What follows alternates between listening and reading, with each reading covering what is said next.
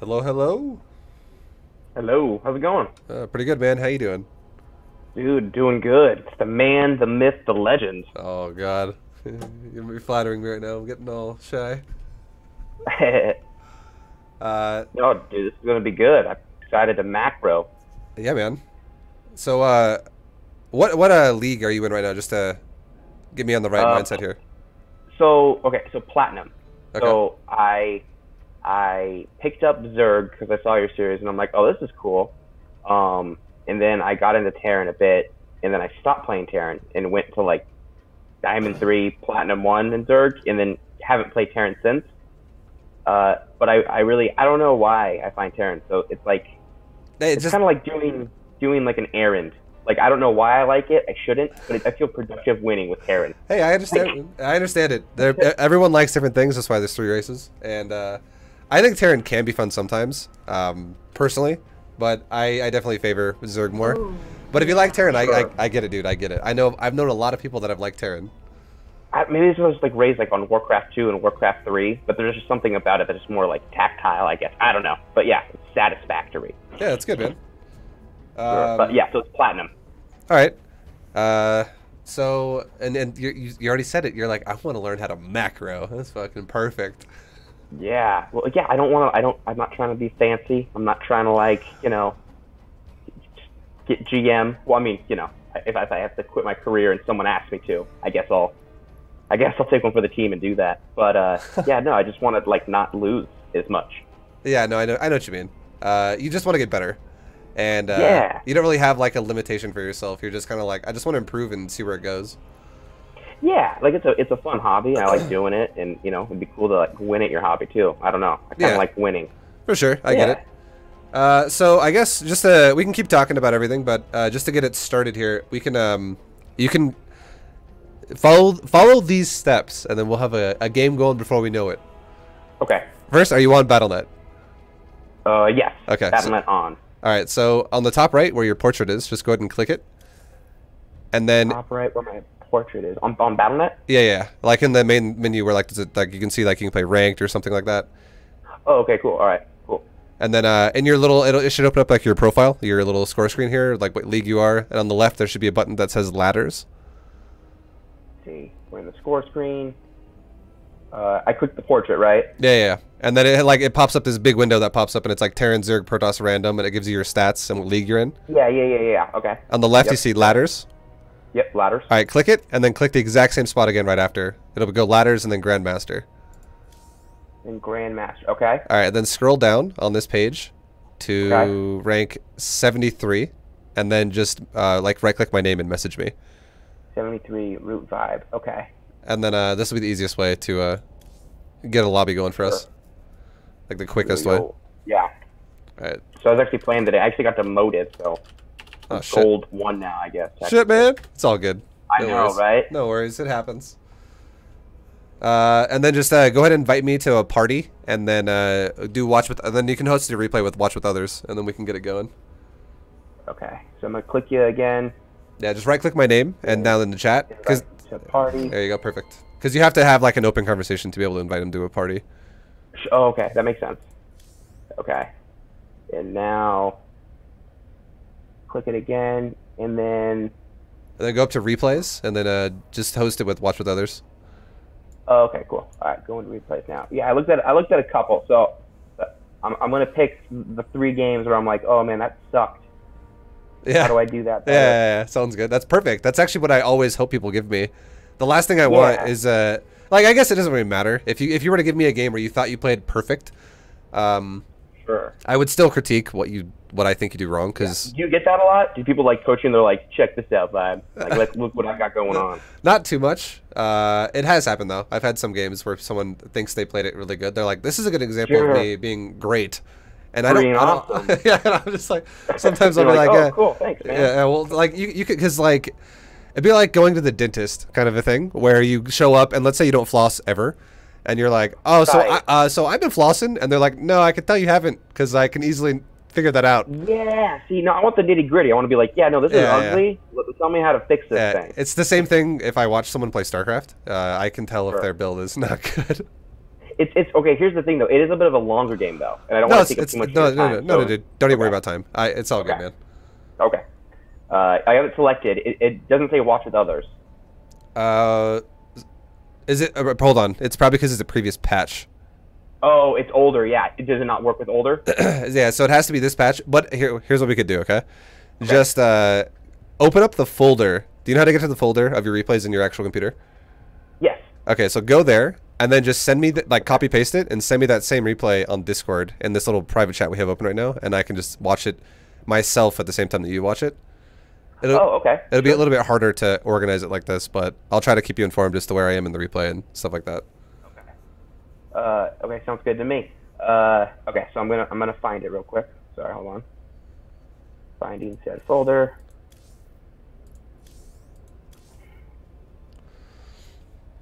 Okay. Actually, just have it uploaded. I believe it was Blue Shift. So I just copy and paste it? I copy it? Yeah, you can just drag it over as well. It shouldn't totally delete it from your folder if you just click drag. I feel so old. Like, you just copy it. What? No, it's all Technology. Good. No worries, dude. How old are you, just out of curiosity? I want to see who's older, me or you. Well, unfortunately, I'm 26. Okay, I'm older than you, man. Yeah, I'm like, whoa. Discord, what's that? Okay. Well, let me move the folder. Oh, are you doing the whole folder? Well, I'm in the folder and I have the replay where it saves in like the replays. Yeah. If like where you can type in the message, if you just click the replay and just drag it in, it should drop it because replays are allowed to be sent over Discord. Oh, okay. Oh, is it because I have my BNet open? Was it sending me a message? Oh, whoa. Oh, are you trying to send it on the BattleNet text area? No. But my BattleNet just like did something weird when I tried to send it. Okay. Over Discord. If you want, though, one of the ones I was going to show you is from the first patch. Do you want to do that one and then maybe? Sure. We can do that. Also, another way you can do it, if for whatever reason Discord doesn't do it, you can just email me. The same email we were already talking in. You could just attach that replay to it, and I can just download it that way. Sure. If that works easier for you. Shipped to show overlay. Wait. Somehow are you seeing this? I don't see anything on Discord. Oh, okay. It might also. Are you using Discord through a browser right now? That's probably why. Yeah, that's probably why. Just email it to me. It'll be faster. Okay. I don't know if I don't ever use Discord through a browser, but maybe that doesn't let you send files. Oh, I got you. Okay, that's good to know. Okay, I can.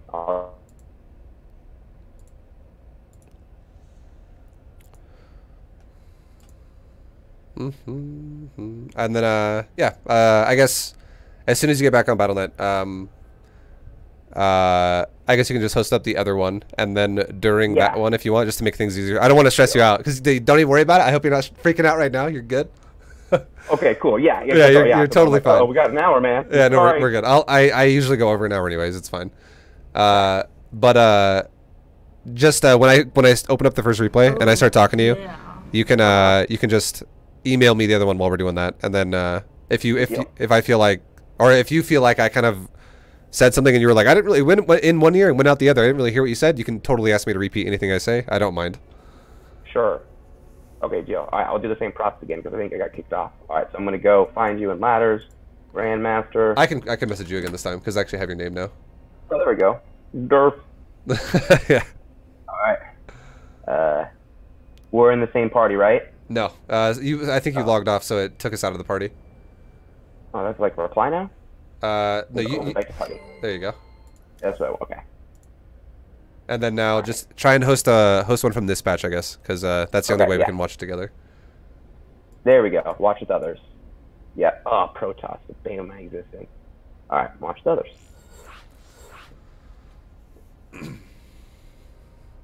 This is where my skill set's at now. This is the one that got me demoted. So still a little bitter, but you know, cool. Sounds good. Toss me host really fast so I can control the timer, and then and we'll see what's going down right now. We'll see what's going on. What's going down in Terran Town? All right, I promoted you to leader. You have to promote me to the in the lobby though, like where it says participants. There you go, perfect. There we go. Yeah. Okay. So, Battle.net just so many fucking buttons to push. Yeah. What's going on? I know, right? Yeah, I was like, wow, I need like a manual. Analyte FM, don't give What do you think a of these duck new and maps? say thank Those you guys are for the weird. subs. I actually don't mind the maps. Yeah, I don't know. I've never been really one to like really discard or be discouraged by maps too much. I'm pretty easy about it. Sure. I honestly think it's because I learned how to play StarCraft in the like the worst time period ever for maps because there was so much abuse that would happen. It was like really early Wings of Liberty. Those maps sucked ass. Oh, like did they? Oh. Yeah, really bad. It'd be like, let me give an example really fast. Okay. So, you see how on every single map now, there's always this unbuildable plates, destructible rocks, something like that, like on the bottom of the ramp. Yeah. Those were added because of Wings of Liberty.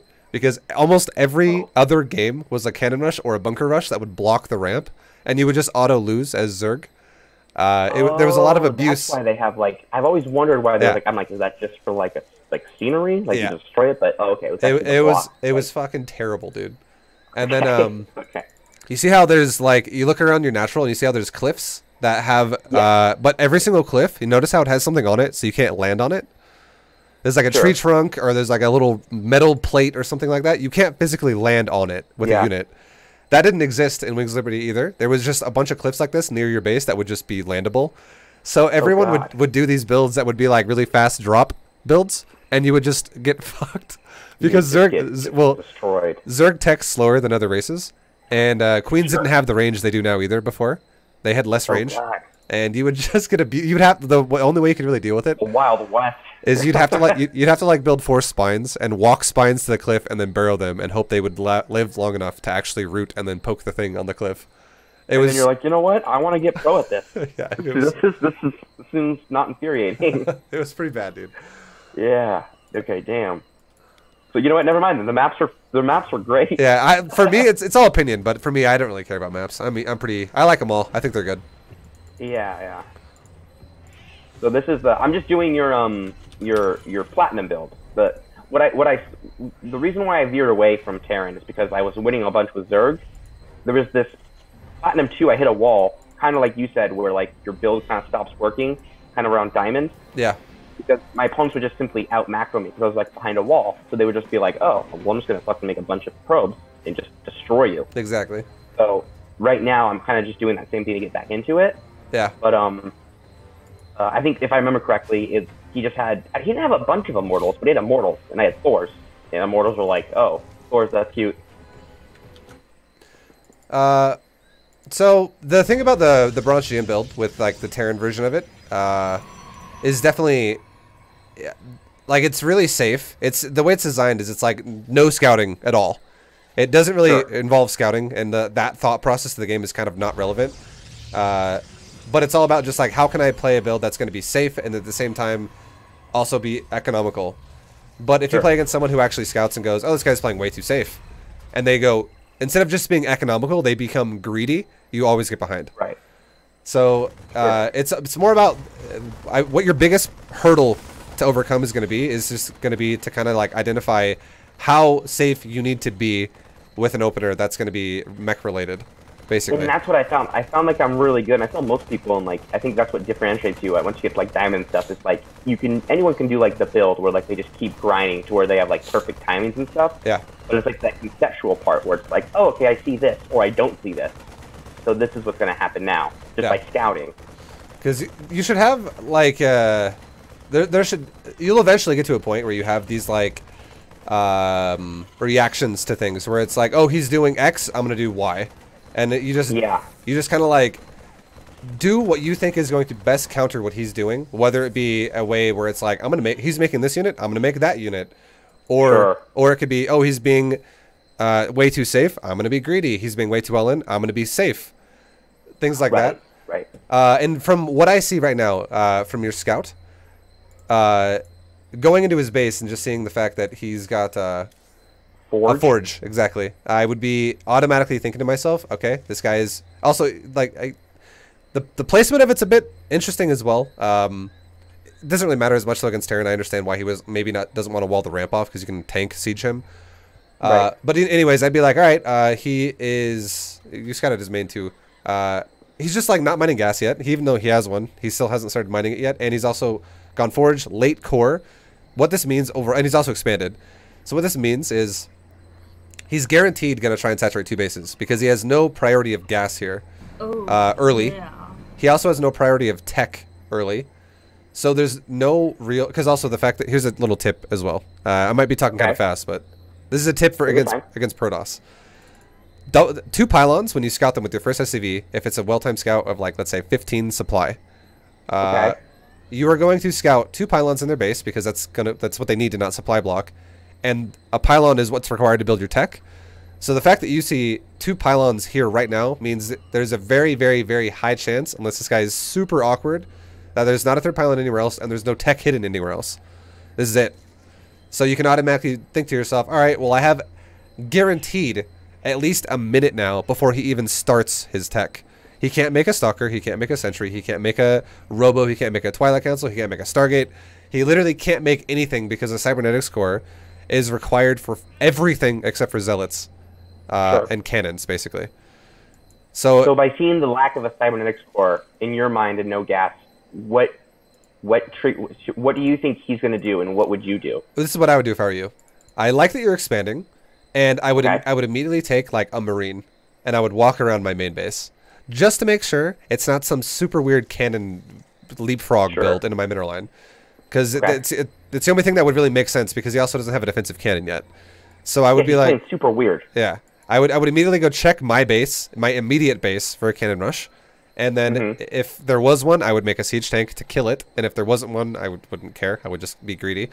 And then I would most likely take my natural and I would go into most likely a 3rd command center really fast because you're not going to get punished for it at all.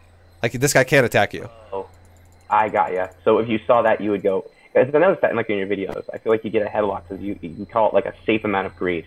Yeah. Where it just like okay, so you would be like, oh, okay, I could. This is where you would be like, I would throw him. Because when you look at this guy's build, you have to kind of like break it down for yourself and go, what is this guy's plan right now? And in my opinion, if he's not cannon rushing you, then his plan is to be as safely greedy as possible. Because this guy has no plan of having map control here if he doesn't cannon rush, because he has a forge. And the forge is static, so it obviously it can't rotate around the map and stuff like that. But like, and also his tech is delayed, so he's gonna have a weaker army. If you were to have a fight for map control early, he would just have less tech, less power. So it doesn't seem like his plan is going to be to go for map control build. It's more or less going to be to hope that you get overly aggressive and waste your resources and your time, and allow him to get a lead by defensively absorbing whatever you want to do to him. Sure.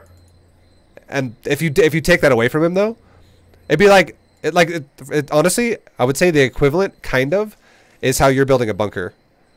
The bunker is less of an investment than a forge, though, but it is still it'd be like it's like you're playing for this defensive. I'm preparing to defend myself here, but you don't need to because this guy can't really attack you anyways. Oh, okay. No, I see what you're saying. Yeah, so instead of having like the bunker, you could have a 3rd CC, and then off the 3rd CC, you could explode your production even more. Like you can just get ahead. Yeah, because the goal of honestly, this is how you should always kind of look at StarCraft and just in general, and the goal of every single race is you want to hit the optimal amount of workers with whatever kind of a build you're going to do. And if your build is going to be a timing where it's like, oh, I want to hit 2 base saturation as fast as possible, and then I'm doing a timing. Well, you don't want to build like 4 barracks and then build a natural. You want to build a natural and then 4 barracks because you want to saturate as fast as possible and then do your timing. And it's the same thing with if you're going to go like just macro, if that's your plan, and you're not going to like have this like limitation. Bare minimum of solid macro is 3 base. Yeah. If you can hit 3 base saturation and then you're exploding your production, you can that's when you get to that point where you can max out, just over and over and over and over. Yeah, that's what I just like work on that before I get like into like the because when you like, for example, your upper Zerg videos, you start pulling like guys like off gas and stuff, and I'm like, oh man, I just want to max. I want to max at like 930 or 10. That's the dream. Yeah, man. It's it definitely the more you optimize your economy early, the bigger result it has for everything else after, because it's like, I'm gonna explain this as well. It's like the worker logic, where if you miss, let's just say hypothetically you're distracted by something, like you're distracted by a unit that's attacking you in the first like 2 minutes of the game. Like this guy. Yeah, and it makes you not build a worker on a base for 7 seconds. Sure. Well, from that point on, it's not like you just lost, because a worker can mine 1 mineral per second, roughly, if it's saturated optimally. But it's not just like, oh, I just only lost 7 minerals. You lost 7 minerals, and then 7 seconds on top of that for every single following worker after that. So like, yeah, exactly. So your second worker is also delayed by 7. Your third worker is also delayed by 7.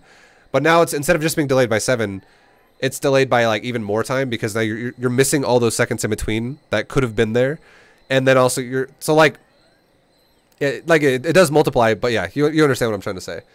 Oh yeah, for sure. And it's just like it's cascading all throughout the game, and then it delays everything else even more too. Where now you're gonna have less money 2 minutes from now by more than just 7 resources. It'll be maybe like 3 minutes from now. It'll be like 150 resources down that you should have had before, or like 200 or something like that. And now you also can't have that extra factory or that extra tech building or upgrade or some research, and you have to delay that as well. And then everything just gets delayed, which is why this game... Or go ahead, sorry. Sorry. Would you say that like it's hard, because normally when like I found like this is like the only game that doesn't happen. Protoss usually like does something like this and then just goes like mass void rays. Yeah, he like almost used it as like a timing and just took like a third. And I didn't even notice, except looking at the replay now, where I'm like, oh, you SOB, you took a third. Yeah. Like, that was, like, is that like, I don't know, I guess it's hard for me at this point, because I guess I'm still just kind of, like, low, like, in Platinum, but, like, to differentiate that, because as soon as I get rushed, I go, like, into, like, basically I make, like, the bunker, I go into, like, defensive mode. I'm like, oh, he's now going to do something again, super weird. Yeah. It's I think it's just because you're not having the right mindset of the game. I think you're thinking about the game in a way where everything feels overwhelming, and you're like, I don't know what's happening. If I don't take it seriously, I'll just die to random crap. But as soon as things don't go the norm, the game just becomes a question mark. But really, what you should go for is one of the best ways you can kind of play it out would be base count. Just look at base count. And I would say Terran versus Terran is a little bit harder to read in that sense, because they have the ability to like build a command center in their main and float it somewhere. But against Zerg and Toss, it's really a lot easier, because you have to build it at the actual base and you easily see it. But again, if I was you and I saw the Forge, I would immediately be thinking cannons defensively. He's going to be greedy and he's going to go for some type of attack. That's usually what it means. Sure. The only other time it could ever mean anything else is if you ever follow up a scout and you scout the Forge itself is like, it's really colorful now, and it's spinning an upgrade, because then maybe it's going to be like a +1 gateway timing or something. Yeah, something like that. Terran solidarity. But the best thing you could do would be, like I said before, you could be a little bit greedier yourself, and you could just take a unit, because he's giving away map control, by the way. If he goes for a Forge like that, he does not want map control. You could just send a unit across the map off of your small production and just look around for a base. And it doesn't even have to be just at his third. You could literally have a unit just kind of like a 1 Marine attack like your third base, hold shift, and click every other base on the map. Oh, okay. And then just forget about it. And if your Marine at some point, like let's say 90 seconds from now, gets caught up on a Nexus that's building, you're like, oh wow, this guy's trying to take a third base with literally no defense, and that's greedy as hell. Yeah. Oh, on my watch, I don't think so. Yeah, exactly. Like you don't even have to have a lot of units at that point to kill it. You could actually kill it with 1-1-1 production, or like just 1 barracks, one factory, and there's a very high chance you could actually kill that base if, like, let's say 2 Marines and a tank shows up or something like that.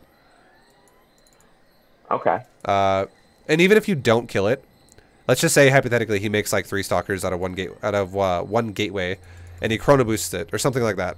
And like when you show up, he actually has enough to barely defend it, even though you both have been kind of greedy at this point. You don't have to look at that and go, oh god, I gotta kill it. If that's if that plan doesn't work, where he's being really greedy and you can't punish it for whatever reason, you could just be greedy as well. Like you could actually just look at that and go, all right, I could take a 4th base with a engineering bay now and make it into a planetary fortress if I really want to, or whatever, and just call it good. There's always a lot of options you have to deal with people who play like this. But what this guy's doing is, honestly, if you have any type of a build that has any type of a mild harassment, this guy would take massive amounts of damage. Okay. Like for instance, let's just throw a hypothetical out there, okay? Let's say your build was a 1-1-1 build where you go barracks, factory, starport, and you take a natural. And against Protoss, you like to drop Hellions in their base with medevac. And then you go from there. Like you scout, that's kind of your follow-up scout as to see what they're doing. And then you can go into mech or whatever you want, or whatever you feel like you think is a good idea. If you were to do something like that, it would hit by about like 5 minutes in their base. And I guarantee you at 5 minutes, this guy's going to, what looks like, it's probably going to have like maybe 2 stalkers and maybe like a Stargate started and a bunch of exposed probes or something like that. And that'd be something like that. That's like a standard opener where it could be greedy. Could be a way that you could just be like, oh, well, I'm just going to kill every probe and do something like that. Like he's just going to die. Or like a 2-1-1, same thing. Around 5 minutes, you'd hit him with like 16 Marines and 2 medevacs. Guaranteed his main would be dead. There's like a lot of builds that could kill someone who plays like this, the way he's playing, because he's literally just building random nexuses around the map. Yes. But yeah, just... You can still play the way you are, because you're doing the tank build, right? Like the defensive tank build I showed you guys in BDGM. Yeah, like the 4 tanks and then Thors and Hellions. Yeah. I would say against something like this, a better way to kind of transition your playstyle would be, don't go for 4 tanks. Make like, if you see someone who looks like they're gonna be greedy and weird, cut your tank count in half. Just cut it in half. Stop at 2, and then speed up everything else that you need to do. Here's a perfect example. Okay, I like that. I just paused it right here for what we see. With what you've seen so far, a defensive-looking build, I would say, delay the engineering bay, delay factories 2 and 3, and right now, instead, what you should go for might be go for a 3rd command center. 3rd command, okay.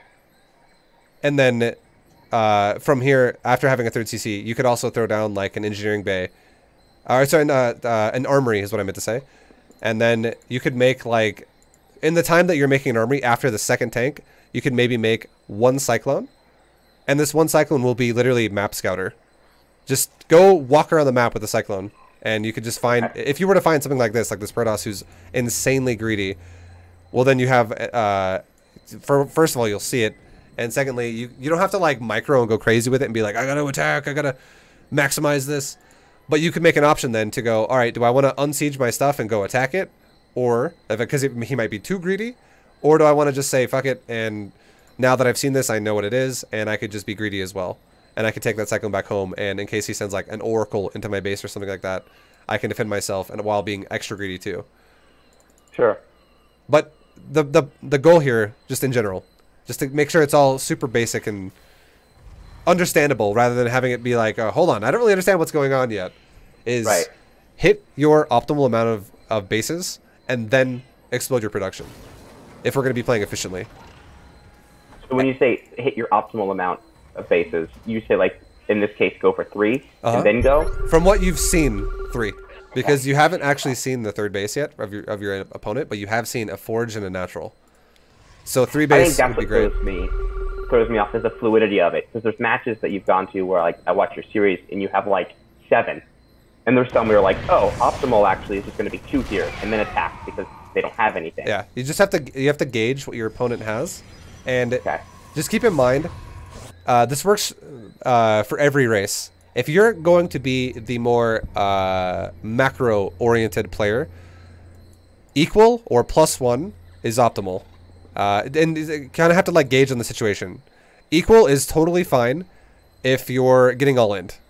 If your opponent has 2 base and you have 2 base, but your opponent's base is only half saturated and yours is fully saturated, because instead your opponent is, like, kind of cutting workers to go for this, like, really fat, really aggressive timing. you're totally fine to just defensively make SCVs on your natural and absorb it and crush it, and you're good to go.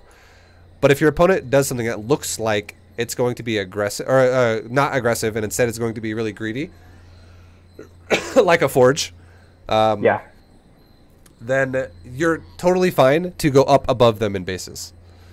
Sure. And seeing the fact that he's on 2 bases with a what looks like defensive build, you could totally take a 3rd base and then go for production.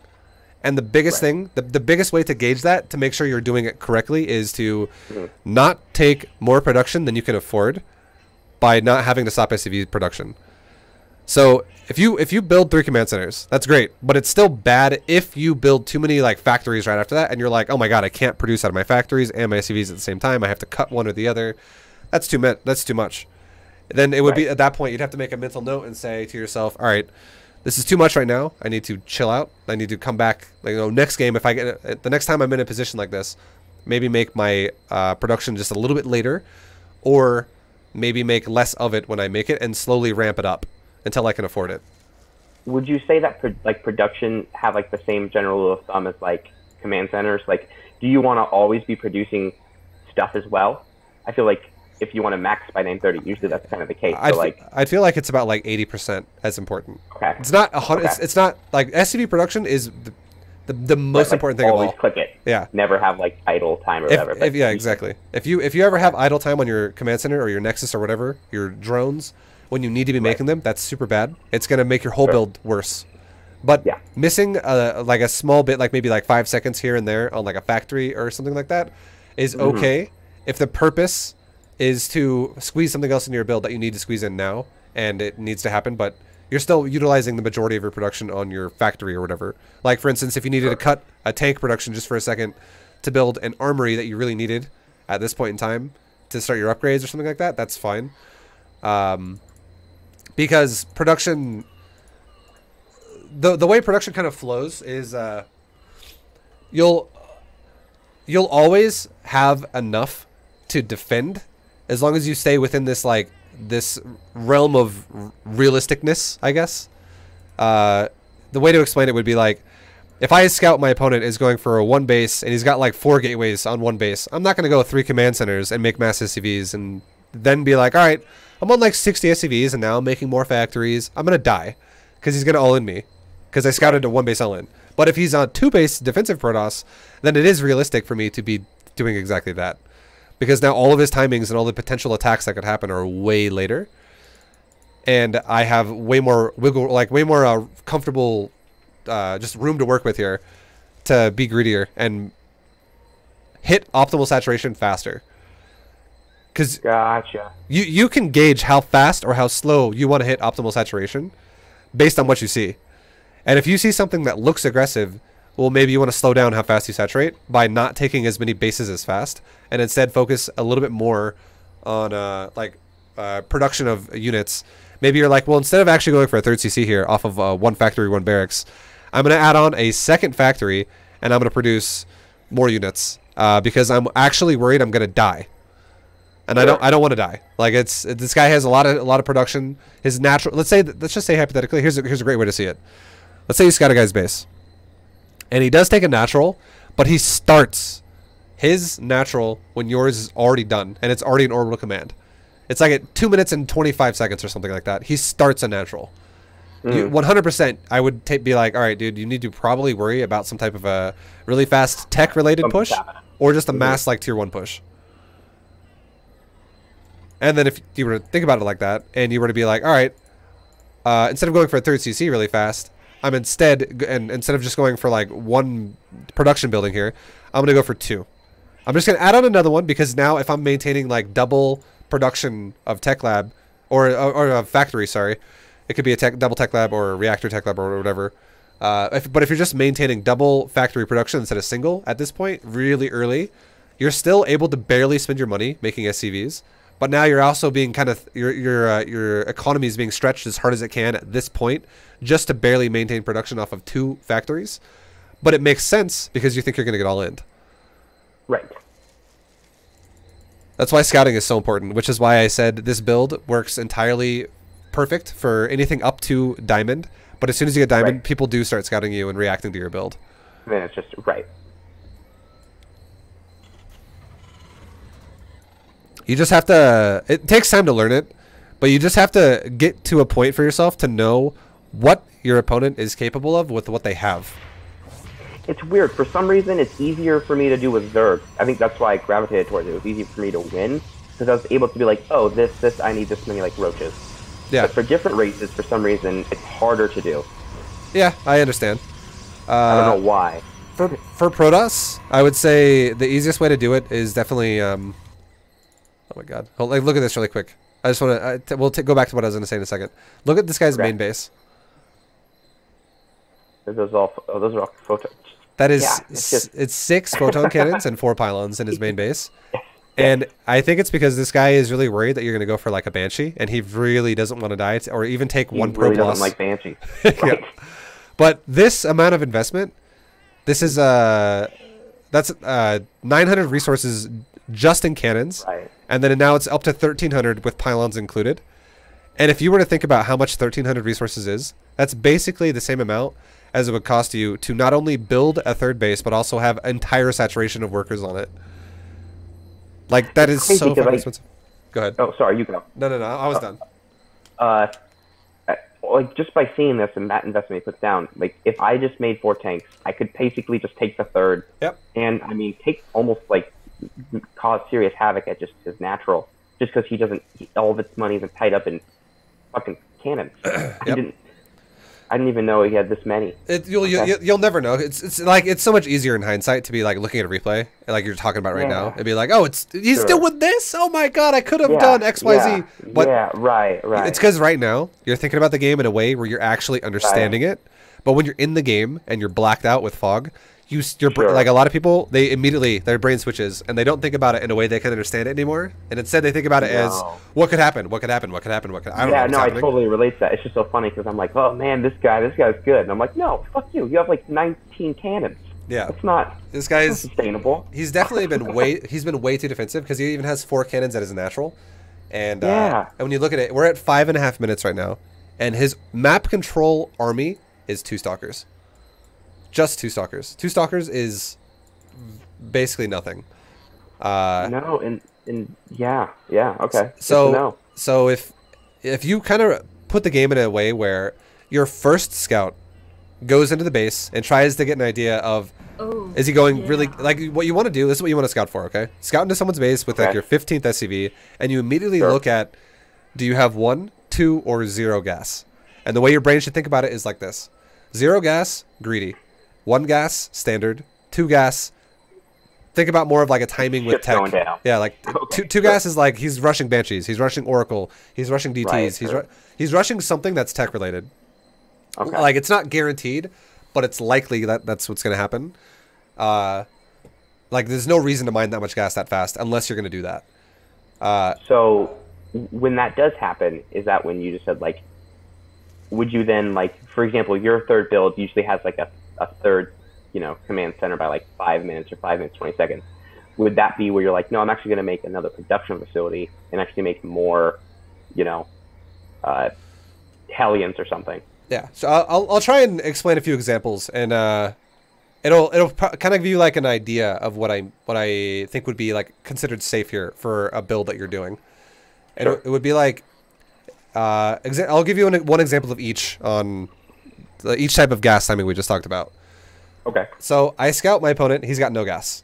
I scout his natural. His natural is like as fast as mine, if not faster than mine as Terran. And then I see his gateway is also delayed. Like, his gateway is not even done yet, which makes me think, all right, this guy went for a Nexus first, and then he started a gate after. Seeing that, I would go, this guy is greedy. He's being super greedy, and I went for a expansion myself as well anyways. I didn't go for an all-in build, so I'm not going to try to pressure it. Instead, I'm going to try and out-greed it with a safe amount of greed, because I have map control, he doesn't. So he's going to be the one feeling like what he is right now, like this guy, where he's like, I'm going to make mass cannons because I don't know. Like, if you look at the Protoss vision, he doesn't really know what's happening. I guess he has a probe at your thirds, which is pretty good, but otherwise, he doesn't feel safe, though. He definitely feels like he might die to something. You're not even going Banshees, and he's going crazy with cannons. So I would look at it in a way where I would be like, all right, well, I'm just going to be a little bit greedier than he's being by one base, and I'm going to just keep control of the map. I'm going to keep like maybe a Reaper or a Cyclone or something on the map to scout his thirds and make sure he doesn't do anything unrealistically greedy that he shouldn't be allowed to do. And there we go. That's it. And then I'm just going to get to my 3 base saturation and then go crazy on units. Now, if I scout him and he's got 1 base, I scout in, one gas. He's got a 1 gas opener, and I scout towards his natural as well, and he's got a gateway already done. He's got a core on the way, and his nexus is like 1/4 of the way done, which makes me think he went gateway, core, and then nexus, and he went for 1 gas so far, and maybe he's like about to start a 2nd gas. That's a standard build. That's like more in the standard realm, and I would be thinking to myself, all right, well, I'm gonna probably this game go for I have 2 options. One is I could be the tank type of Terran and go for a like defensive tanks in case he does a timing, and I could go for a 3rd base off of tanks, or I could be a more aggressive type of Terran and go for production off of that and maybe try to do a timing on him, because it's up to me to decide, do I want to be more macro related and defensive, or do I want to be more production related and aggressive? That's kind of the realm of where you should be in with that. Because if you are the production defensive, you're going to have a bad economy, which is what you're doing this game. Because it gets to a point where you have to kind of realize like what could happen. But if you're if the guy's playing middle of the road standard and you're way too defensive and way too slow in your economy, you're just gonna put yourself in a hole for no reason. Like you're gonna just be behind, and then so you have to decide like that. If you're gonna be aggressive, production's fine because you're going for a timing attack. If you're gonna be defensive, that's fine, but you should be going for macro, or more economy faster than production, and add on production after. Is there your build's a little bit different? Like for me, I think what worked well with Zerg was the fact that there's a timing attack that really throws like a monkey wrench at them at like 5:30. With like that 1/1, which kind of like maims them. In the Terran, it's more like building behind just like a big wall. Is there a way to have a timing attack? Yeah, but that would not include going for tanks though. Like would this be the Hellion harass? Like 4 to 6 of them? This would be like either Hellion or Hellion and Cyclone. Tanks really early in small numbers and also not protected by anything else would just die. Gotcha. Because I mean, the tanks are cool, but I actually, my goal is like when you first started Diamond, you did like the first Diamond mech build.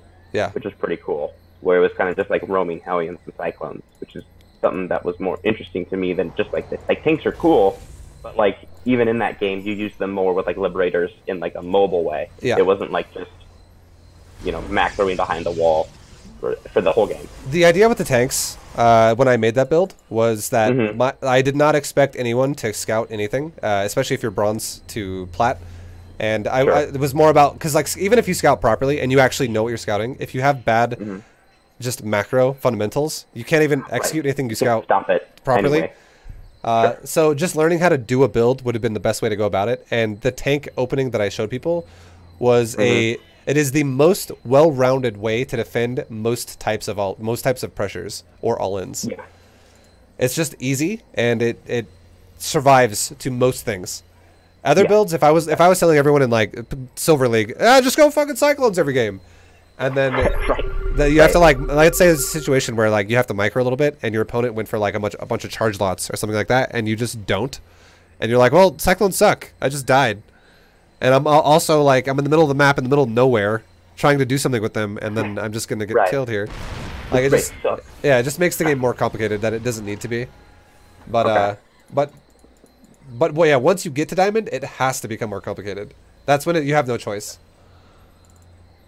So, like, right now, perfect example here. Like, I know you haven't seen his third, which is fine, whatever. But, again, you did see the what looked like a defensive opener, and right now, for us, as the Terran, we already have double reactored factory plus a tech lab factory, making Thor Hellion now, which is it's nice, but I'm just gonna let it play. Now we have 4 tanks, we have 4 Hellions, and we're kind of just chilling. We can't really utilize all of our production because if we do, we also can't even utilize all of our SV production. There's no way we can afford doing this. This is really expensive altogether right now. Oh, okay. We could afford to make non-stop SCVs and non-stop production off these buildings and make depots and get upgrades once we're already saturated on a third base. But Sure. up until then, there's no way we could afford it. We would have to cut something somewhere all the time. And we can see too, like if we look at the production, I know you're harassing him with Hellions, but we're at 7 minutes, and we're 7 minutes and 15, or 7 minutes and 16 seconds, and your natural still is also not fully saturated yet.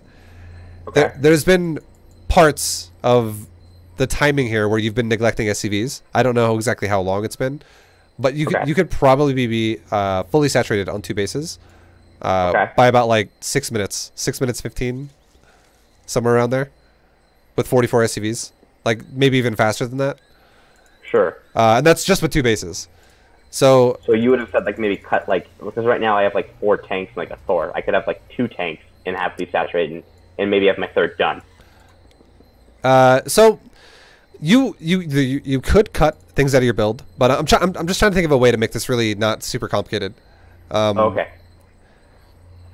My point I'm trying to make here is it's kind of like going off a tangent off of the whole like, you know, build, scout, react. It's more about just like your execution of the build, and I do think you've actually neglected SCV production a lot this game as well. Because even if you do the build, like the Bronze GM, the Plat build, I think you could be fully saturated on 2 bases about a full minute and a half before you are. Sure. So that alone is going to, like we talked about before, it's going to put massive losses in your economy throughout the game. But kind of a pacing that I want you to go for is try and go for your first factory when you're fully saturated on, or like as you're saturating, you're going to build it. It's a build order. You're already kind of saturated on the first base. You're going 1-1-1 or whatever. You're just building your tech, but try not to add on extra production until you're saturated on the next base, unless you're getting all in. So 1 basically production fact, like building whatever, and tech, like because your first base economy is going to be, your expenses are going to be this. It's going to be your tech path, which is your barracks, and then your factory, and then maybe your starport if you feel like making one is a good idea, or just up to the factory, and your armory. All your tech path buildings you're going to need to go towards, and then your while you're saturating your natural, so that's SCV costs as well. While you're building the natural, which is a command center cost, and while you're building supply, which is supply depot cost, because not only are you losing mining time when you're building these things, but they also cost a lot of money. There's 100 minerals per to build supply depots. So that's your 1 base expense to go towards a natural. And then once you're saturated on a natural, you can ramp it up, and you can add on more expenses for production, as in if you think it's a good idea now from what you've scouted to go for more units.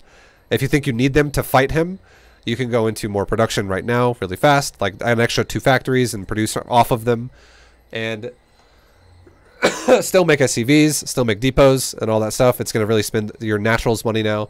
Or if you think that what your opponent's doing is defensive, you can add on like a 3rd CC, and then once you have enough money, you can then add on production after. It's really that makes sense. It's really your call to decide if the 3rd CC is smarter before or after production. And it really just comes down to, if he's going to be defensive, it's smarter. If he's going to be aggressive, it's don't do 3rd CC. Do production first. Sure. And then just try your best to maintain SCV production, even if you're not actually at a 3rd yet. Keep making workers at your natural, because if you're just like transfer. Yep. Because if you're going to be defensive, you want to be able to when you do transfer to your 3rd, you want it to be able to be fully saturated like pretty fast. Sure.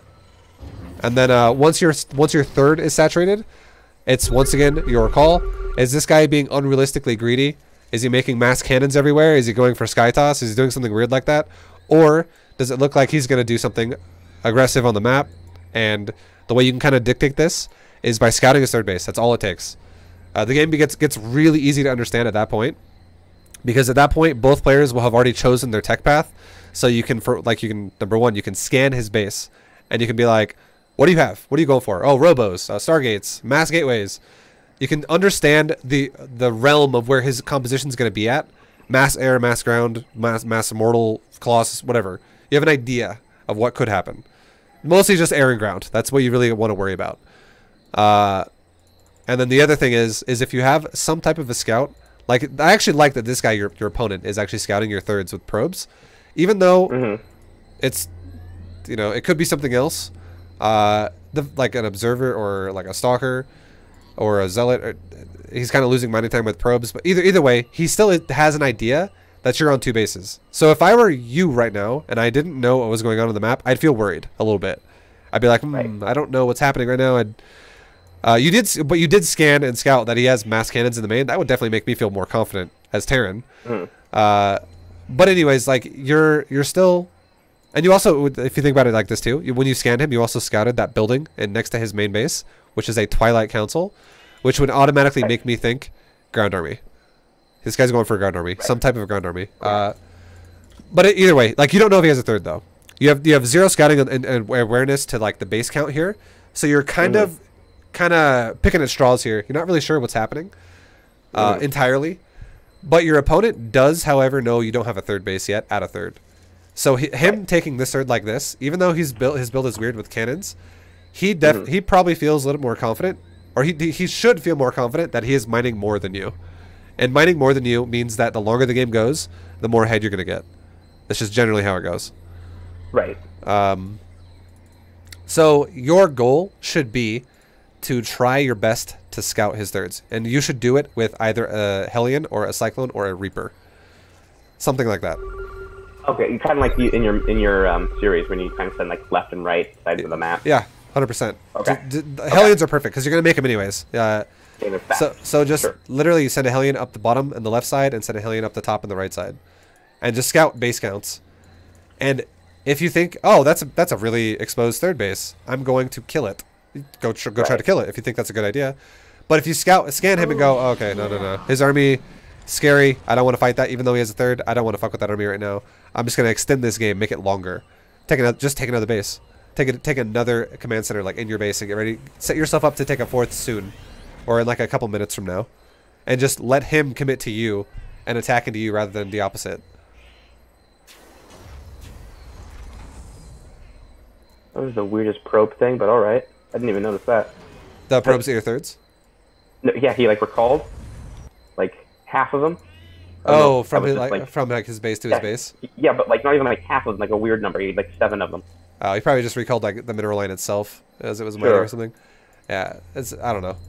I guess it's okay for him. He's not really using recall to attack you anyways, so it doesn't really matter. I mean, right? Sure. But yeah, I agree. It's kind of weird. This guy is playing just weird in general. He has an awkward playstyle. Yeah, I just noticed that.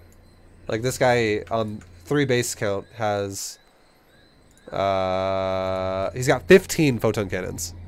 That's insane. If you would have been greedy yourself this game and just played, like by 9 minutes, guaranteed you could have already had a fully saturated third. And if we're thinking about exponential losses here, think about all that mining time, that every second that goes by, where you could have had fully saturated, and right now it's just starting right now with 2. Right. So that's even with his third, he's just now saturating his third. Because he had a third for the longest time, but there's only like 4 to 6 probes on it. So yeah, I was like, I could have totally just taken one and had a massive advantage. Yeah. And then it would be a thing where like around like maybe like 10 minutes or 11 minutes, you actually could be maxing out with like just a massive Hellion, Thor, a few tank army. If you want to play that way, it's fine. And just imagine if you had right now you have like 160 supply already, or like 150 supply, and you're soon to max. This timing would be about like twice as big as it is right now that you're attacking him with, and 100% you would kill him. Also, the other thing is a lot of people make the mistake of getting tunnel visioned into the natural of their opponent. If your army walks into the natural, 100% you will lose this army. But if your army would walk to the third base, 100%, even if you just focus fired the third, you could kill the third. Just kill it, right? And that's not always a great idea to do that, though, because you'd be losing your army. But at the very least, you should attack towards his third bases. You should always attack the most exposed base possible. Right. Work your way in from the outside, sure. Perfect. I actually like that you went to third. So much better.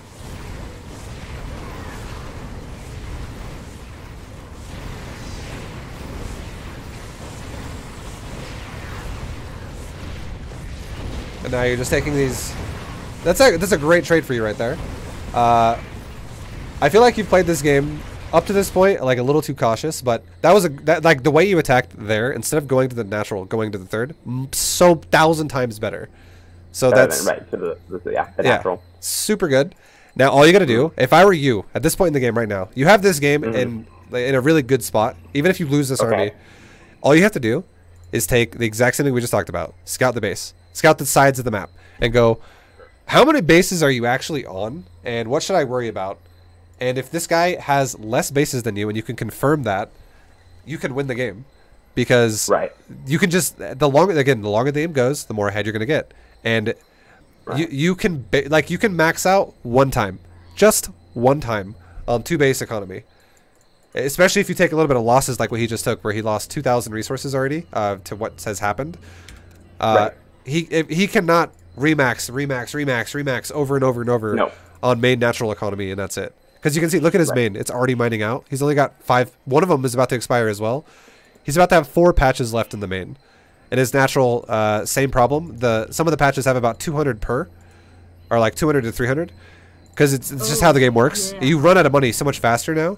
So if you just control base count of your opponent, at that basic understanding of StarCraft, you'll win so much more if you play like that. And you never attack their natural, you just always attack exposed bases. Okay.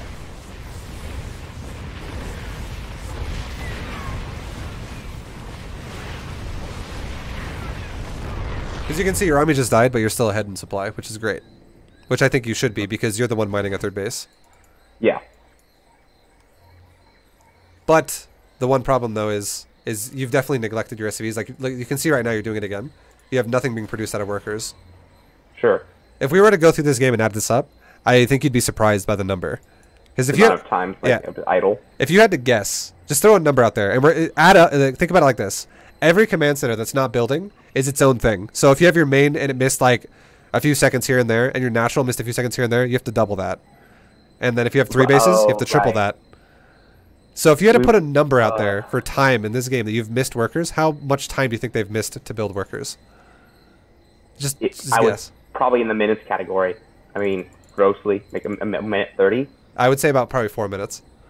Oh, whoa. Yeah, see, that's gross. Because you could, right now, at 10 or almost 11 minutes, if you really were making SCVs the whole time, you could easily have like 85 SCVs right now. And that would be like the peak of greed. Like, oh, don't stop.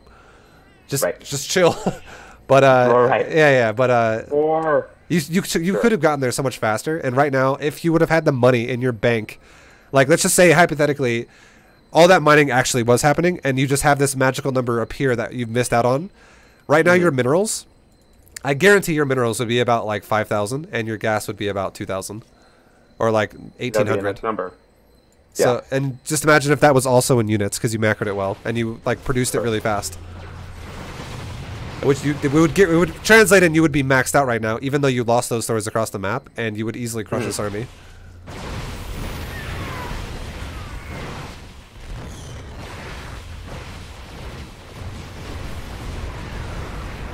So I would say, yeah, like, a lot of the things we talked about are little bits of problems here and there, but the biggest thing for sure is the macro. And I think the reason why you macroed a little bit under par is because I think you were unsure, and you were hesitant to be like, I should be greedy. Oh wait, no, what should I do? Because you. Oh, for sure. Once I got like because I think he wanted the cannon rush, and then he didn't, and I'm like, oh, okay, Void Rays are coming.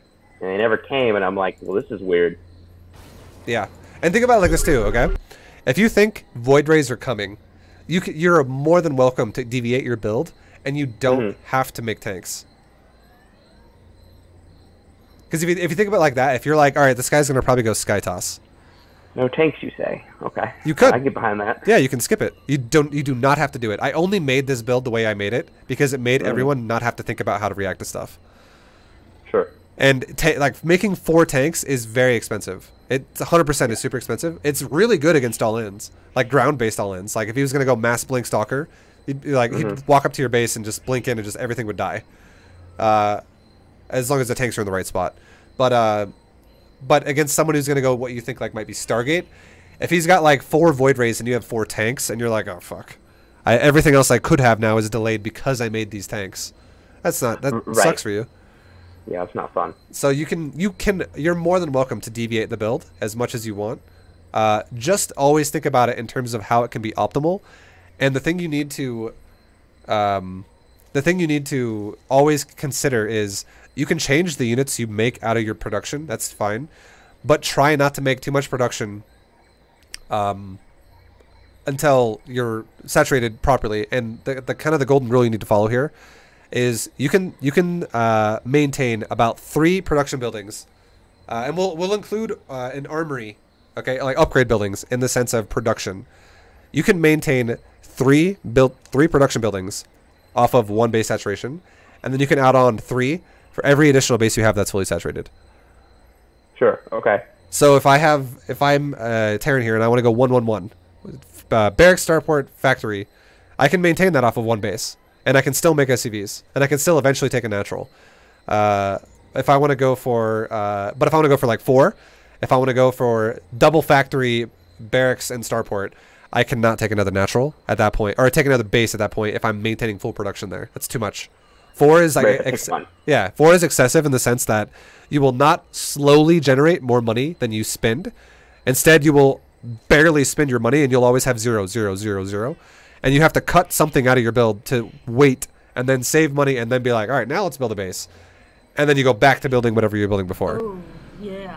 So having to cut always kind of sucks because it makes it less optimal.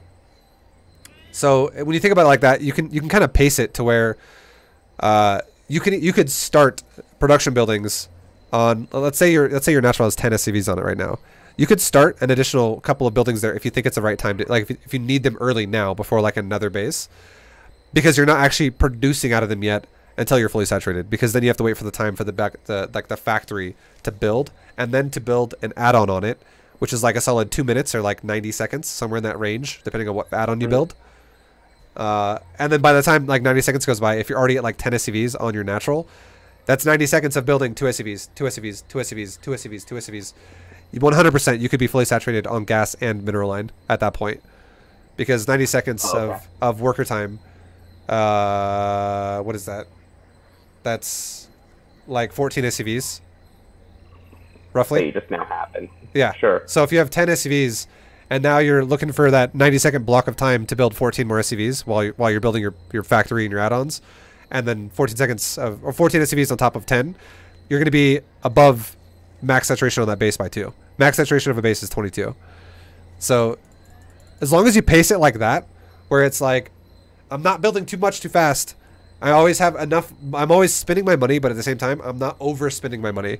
I'm not like building 5 factories when I can't afford to make it, or stuff like that. Because right now you have 6 factories, you have double armory. This is 8 production buildings to work with, and you're doing it off of 2 undersaturated mineral lines. And I understand your third just got smacked and killed, and it kind of sucks. Shit happens, you know. But if we look at it in terms of efficiency, you're undersaturated on both bases because they're mining out, because it's taken too long to get to this point, and your third isn't even there yet. And off of this, I would say you could support 5 production buildings, because you can support 3 per base, and you're not even fully saturated on 2 bases. You're undersaturated barely on 2 bases, which would mean you probably would want to cut 1 production building out of this cycle. So 5 would be where you should be at right now in terms of production, and you're on 8. So you have to cut costs somewhere. Like something has to come out of your build. You can't have both. So what's probably going to happen is you're not going to do 8 production buildings. You're probably going to do maybe like 4, and start making mass SCVs and fix your command center, do a new orbital again, and go from there. So you always want to pace it like that if you can. And then it kind of ends, there is a stopping point, because there is a max supply in this game. And the stopping point is kind of around, I would say, like 12 to 14 production buildings. I would probably like 14. And the way it would kind of go down is 14 would be a good place to stop at if you have, like, let's say 14 factories. Because by the time you have like 14 factories, you should already be 3-3 as well. So armories no longer count as production buildings, because you no longer have costs that account for those. They're done. They're just there. They just allow you to make Thors and Hellbats. And you don't you no longer have the cost of supply depots. That's also a finished cost. Those things, like, they no longer exist for cost expense because they're just there. They're always there unless your base dies, which means you probably lose the game anyways. But most of the time, if your base is not getting, or if your depots are there and your armies are there and they're fully upgraded, they're just, you don't have to think about them anymore. They're no longer expenses. So now your expense purely becomes only factory, and or your unit producing building, and having enough to basically like remax your army really fast, if you can afford it, is great. So like 14, okay, that makes sense. Yeah, like 14 factories is way more. It's excessive. You don't need that much to build up to max, but you do need that much if you have a bank that has been generated, where now you remax. Yeah, exactly. And you just take a big fight with your opponent in the middle of the map. Both of you lose pretty much everything. You don't want to build that army back at like 6 production buildings at a time. You want to build it back super fucking fast because you can afford to do that. Because again, it's the same thing. It's not a constant cost anymore at that point. It's a cost for about 90 seconds because you have to build like 2 cycles of units out of it, and then it's over. And now you're maxed again. And now all that money you have now just banks up, banks up, banks up. So going excessive once you max and once you're done with the other costs is okay. But up until that point, which is usually 3 base saturation, try your best to never exceed 3 production cycle buildings per base. Okay. That's a good rule of thumb. Yeah, it'll help you so much. It'll, like, in terms of understanding cost to worker ratio and things like that. And then another thing too is with this build, if you can make it happen, try your best with when you feel like you have control of the game and you feel like nothing's really getting out of hand, and you just have map control basically. Try to always have another command center being started with 1 SCV. That'll be kind of You had a guy in your series that was just a command center guy. Yep. It's like a upgraded SCV that instead of like a supply depot SCV, now he's a command center SCV. Promoted. Yeah, man. Sure. Because you make supply depot SCVs?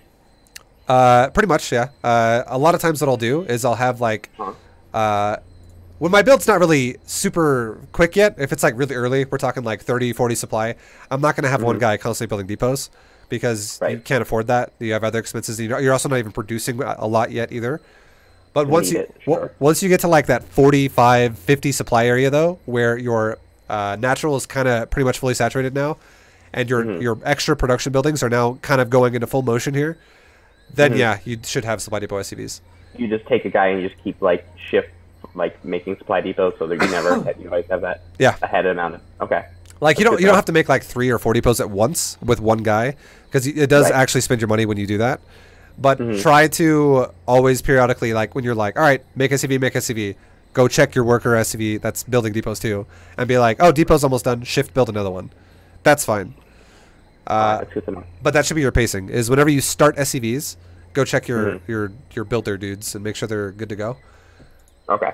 And then yeah, the other part, the command center guy, he always either it's really a pacing sense in the where you have to think about it like, if you're mining out of your bases, if your main's mining out, the guy who just built a command center, that thing should probably lift off and go to like a 4th base or a 5th base and go become a planetary.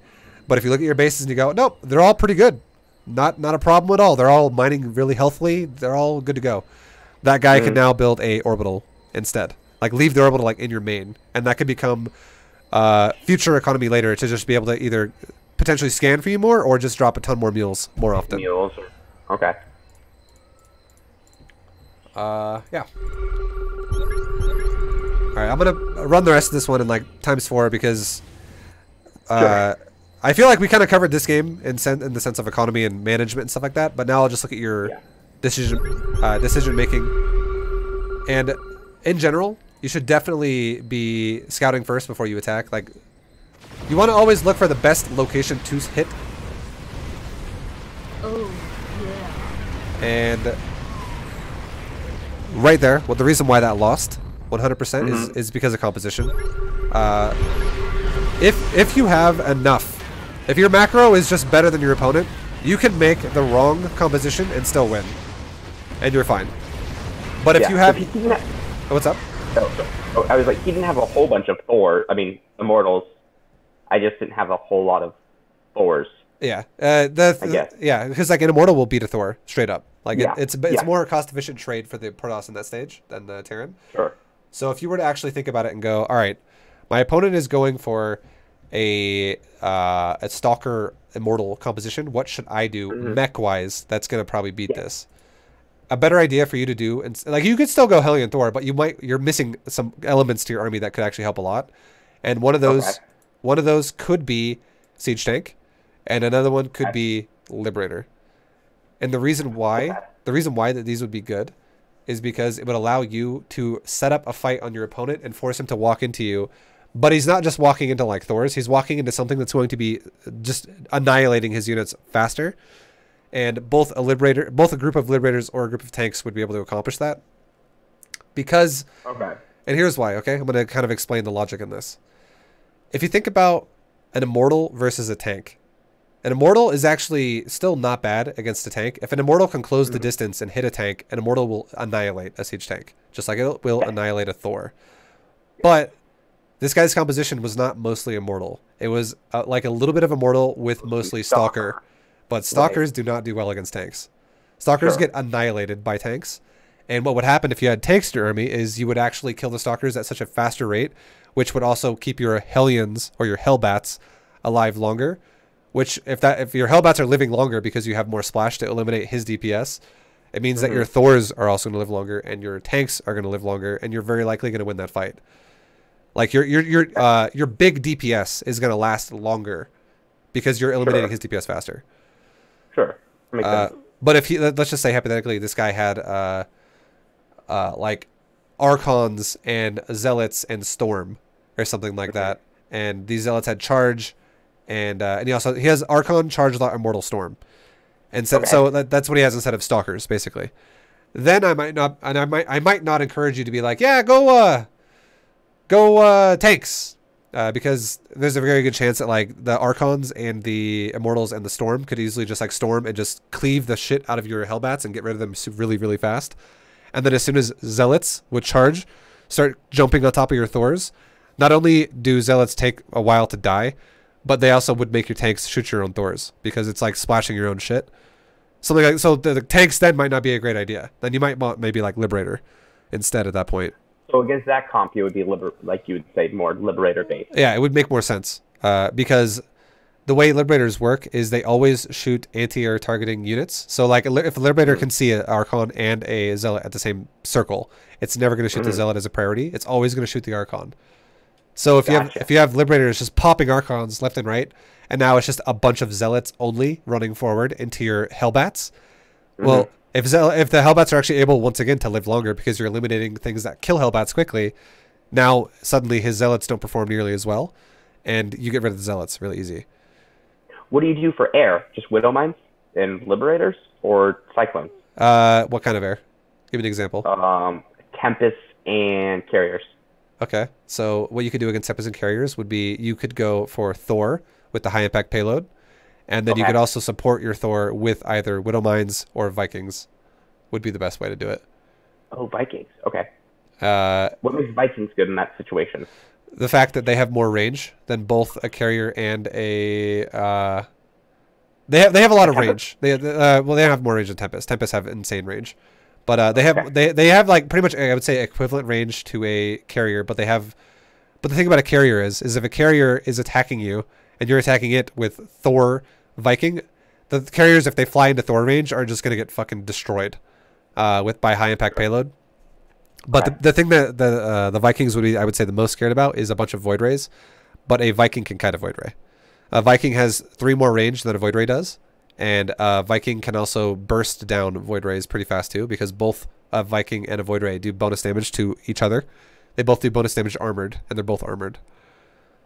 Okay, that makes sense. Yeah, so like if you have, let's say, like 12 Vikings, you could one-shot a Void Ray, one-shot a Void Ray, one-shot a Void Ray. Vice versa, if he has like 12 Void Rays, if he turned on his prismatic alignment, he could quickly one-shot Void Ray, or Viking, just like all your Vikings would die super fast if he was on top of them. But if your dudes were in the back above your Thor, it creates this really big problem for Protoss where your units are so much fucking DPS so hard together, it's really hard for Protoss to engage that optimally. Yeah. If it's just pure A move type shit, I would say Terran would probably win that fight. And then if we were to talk about like Widow Mines, Widow Mines would only be good if you had like Drilling Claws and you were to run into the Void Rays or something like that as he was clumped up, and then you just burrowed them right underneath him and you just AoE'd the shit out of him. That'd be good. Okay. But yeah, like Widow Mines is requires a bit more micro, I would say, because it's like timing. You need to time it correctly. Yeah, it does. And then another thing you could do could also even be if he's going air, you could even go for Thor Raven. Raven. And I've never even used a Raven. And the reason why you could do Thor Raven is because if this guy goes for mass Void Rays, you could throw down like 1 or 2 Shredder missiles on his army, and you could leave your Thors in the missile mode, and it would make your Thors have 12 more damage per shot per Thor. Because the reason why that is because the missile mode does 4 hits, and you reduce the unit's armor with the Shredder missile by 3.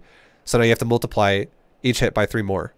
So you get 12 extra damage per shot per Thor. So if you have like 10 Thors, and you're just missiling the shit out of the Void Rays with really, really reduced armor, because the missile does make units have negative armor if they don't have enough upgrades, which makes you do bonus damage. Your Thors would just AoE the shit out of his Void Rays if that happened.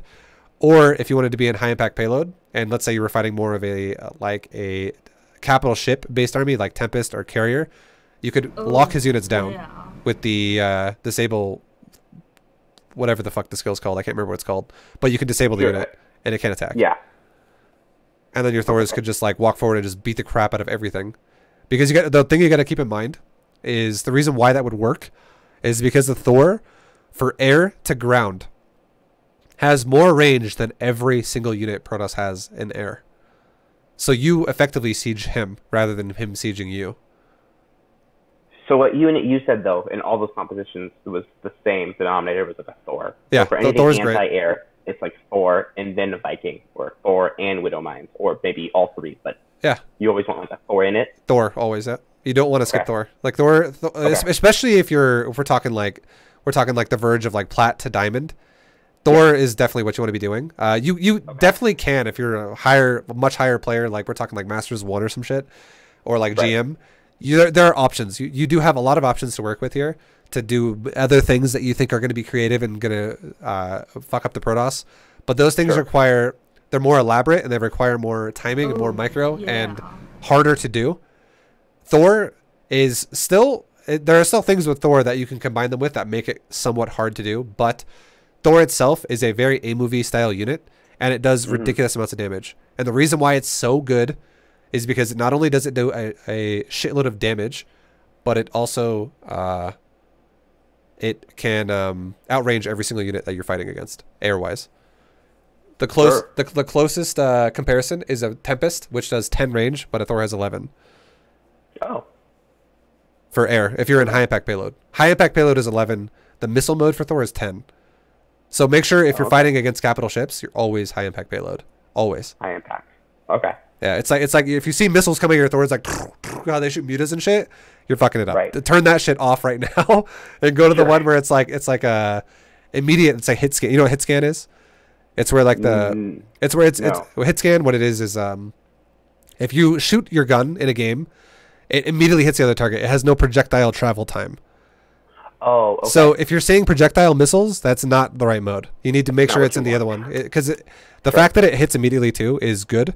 Not only in the sense that like the mode itself does more damage, but the other part of it is if there's no projectile travel time, you also can reduce the amount of damage you take too, because there's also going to be units that could potentially shoot back at you one more time before the projectile hits them, but now they just die immediately. Okay, that makes sense. Like that concept in StarCraft is much more minor, but it still is apparent. It does actually change things a tiny bit, but the biggest thing is the high impact payload is just better. It's a much stronger mode against capital ships like Carrier, Tempest, and Mothership and stuff like that. And it's still even effective against like Void Rays. Would you use the other one, the missile one, versus like, I know Muta is a common example. Would you use like Vikings, like supportive airships? Only ever use it if you see your opponent clumps their air units up really hard and they have a lot of them. We're talking about like 10 units in one spot. And it should be units that are also squishy, like a Viking. Oh, okay, let's say. Yeah. Oh, okay. So because like Void Rays get clumped up a lot. Void Rays are kind of squishy. They're kind of squishy. Void Rays? Yeah. Void Rays. Oh, okay. So you would do missiles there. Yeah, Void Rays. Void Rays only have 250 overall health, and a Thor's missile mode does. What does it do exactly? You're in high impact on these Thors right now. I can't remember exactly. Oh, there we go. The other one has it. You have a 3/3 Thor right there. This Thor does 9 damage. It would do 9 damage to a Void Ray. Okay, but it would times that by 4, and then if you let's say you also Shredder missiled it with a Raven. Now each shot would be doing 12 damage. So it would be 12 times 4 per shot per Void Ray. So you'd be doing basically 1/5 of the Void Ray's health per Thor. It's not exact, it's 2 less, but still. It's like pretty much a 5th. So if you have 5 Thors, all shooting the same Void Ray, if they're all clumped up like that, all Voids would basically be dead. A 6th Thor shot would kill them all. What about Corruptors? Do those count as squishy? If they clump up. Same thing. Gotcha. It's if they clump. Corruptors have 200 hit points. They have more armor, but they only have 200 hit points. The point is the units that are not squishy are units that don't clump, that have more health, like a carrier. Like when you think about like carriers auto attacking, they don't clump very hard, and they also have more health. If you think about battle cruisers attacking, same thing. Those units, they're really like just the model of the unit is fucking humongous. So like they like spread out really hard, really easy, and the AOE of the splash of a Thor does not affect those things when they spread out like that. But the other units, like the smaller ones, they definitely clump a lot harder. Gotcha. But just if you want to make it easier for yourself right now, just always put it in high impact payload, unless you're fighting like mutas, and then your life will be easy, and then you can kind of mess around with it more later.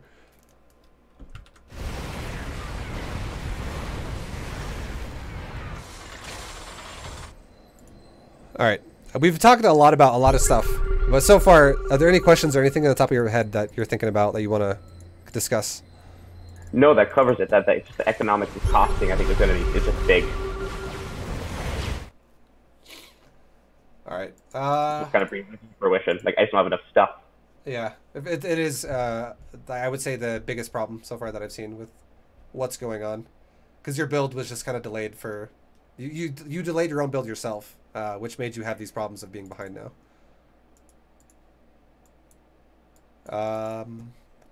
Yeah, just yeah, I'm glad you said that, because just to reiterate one more time, biggest thing of all is, seriously, don't ever stop making SCVs until you're at wherever you want to be. And the way you know where you want to be is scouting your what looks like an all-in or a macro build. Like if you think to yourself after you scout someone, I can go 3-base against this, well, don't stop making SCVs until you're there. Or if you scout someone and you go, I think I need to defend myself because I'm about to die. Maybe get to whatever base count you're currently on, SCV wise, and then make your units faster. Because you're gonna realize if you can just make SCVs at a really good rate, even if sometimes you make a mistake and scout incorrectly, even in Diamond League, you'll still win a lot of games because they just simply fuck their macro up if they're doing weird shit. You just make more stuff. Yep. Like what I was saying before, when you had Thor, Hellion fighting Stalker Immortal, that's actually not great for Terran, but you would have won because you would have had more if you actually macroed better, more properly. Gotcha. Okay, that makes way more sense. All right. Let's do another one. I'll make this one go a lot quicker. Sure. All right. I'll just go for, how about this? I just go for one that's already on the patch. Sure. Okay. For some reason it says it's attempting to reconnect. I see who's offline right now. Oh, it says I'm offline? Yeah, I don't see you online. That's weird.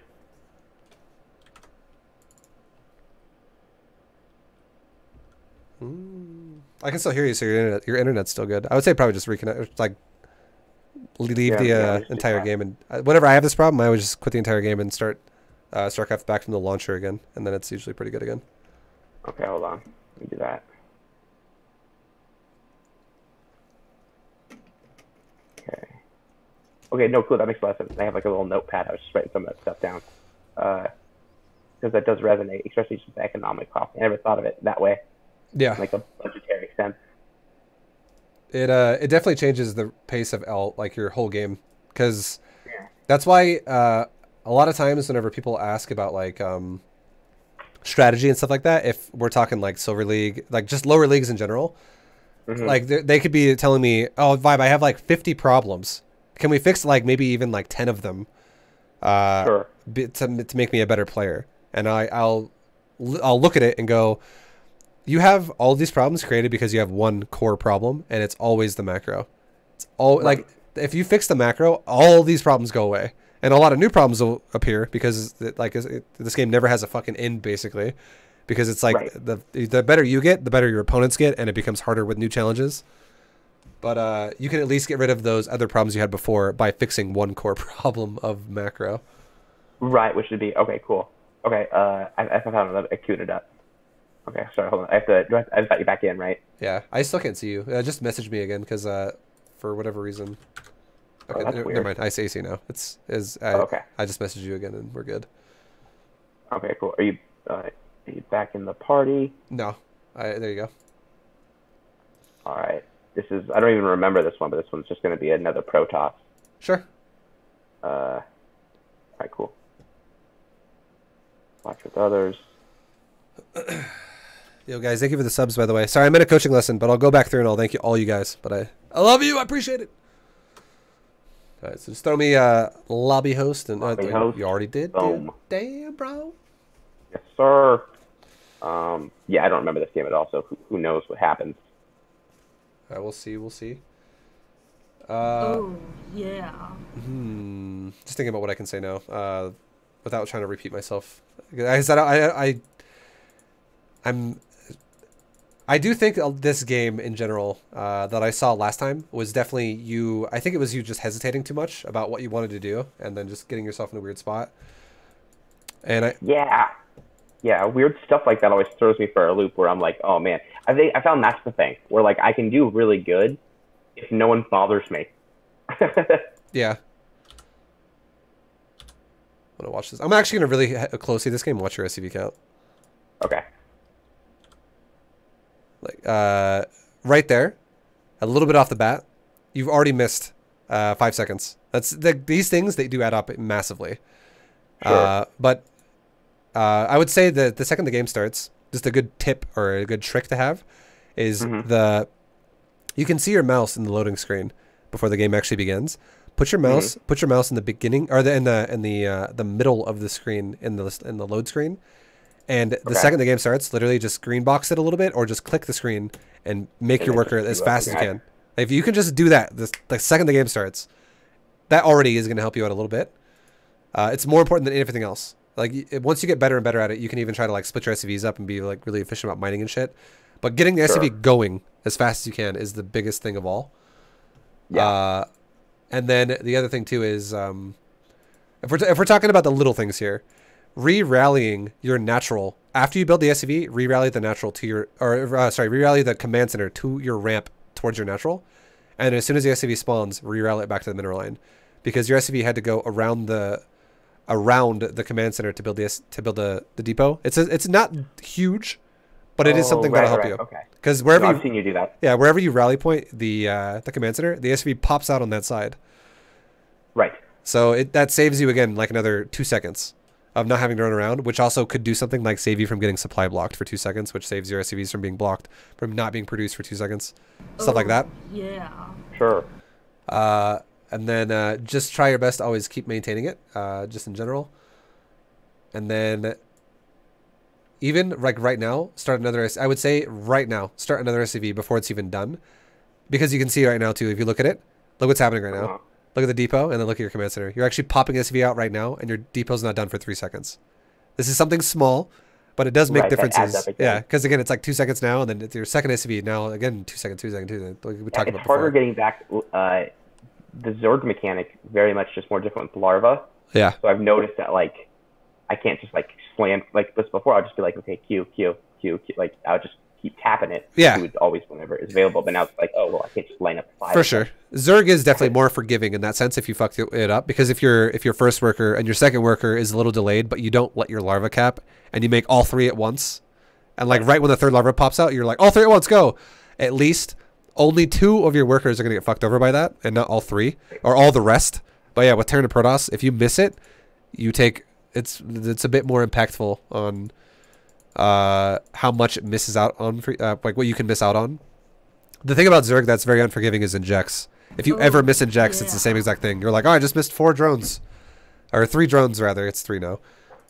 Over and over, and that definitely does have cascading effects if you fuck that up. But now, already this game, we were at 5 seconds before, and now we're at like another 5 seconds again right now. You're already in the first 48 seconds. You were already 10 seconds behind on workers. Oh god. So now it's 12. Okay, you're 12. You're 12 seconds behind right now. And that is basically, if you were against someone, let's say who was Master League, or someone who was like really on the point with it, if you were to look at the worker count right now, he would already have 1 above you. You'd be like, why am I already 1 worker down? Because 12 seconds is how long it takes to make a worker. Right. So it does change the pace of the game hard. Yeah, that's why a lot of people that are like, why are these players just better than me, and what are they doing that's so much more efficient than I am? It's things like that, just not fucking up the early game at all. So again, it's way bigger. I'm making it sound like it's a big deal, but I'm not even making it sound as big as it is. Like, it's the biggest deal of all. It's so fucking important. Sure.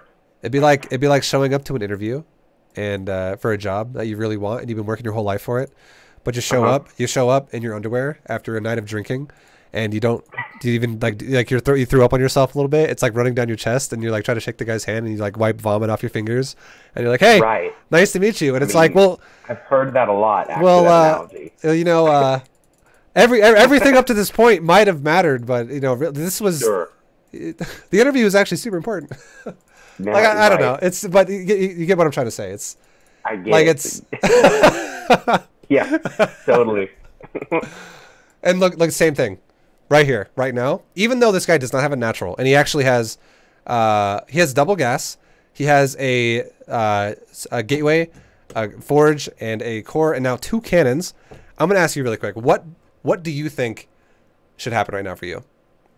How would you react to this? I need to get ready for like a timing, probably. Okay, what's the timing gonna be? What do you think you're gonna get ready for? If you're just gonna create something for yourself, what are you gonna do? You'd probably like start rushing air, like a void race. Okay. And how? Or what? Keep going. I was gonna say something, but you're giving me ideas, which is totally, I like that. Just keep going with what you think is gonna happen. I was gonna say that, or potentially he will task peck into like a Templar. Okay. I think those are the 2 big ones. If I see cannons, the 2 gas, because it'd be gas extensive. Sure.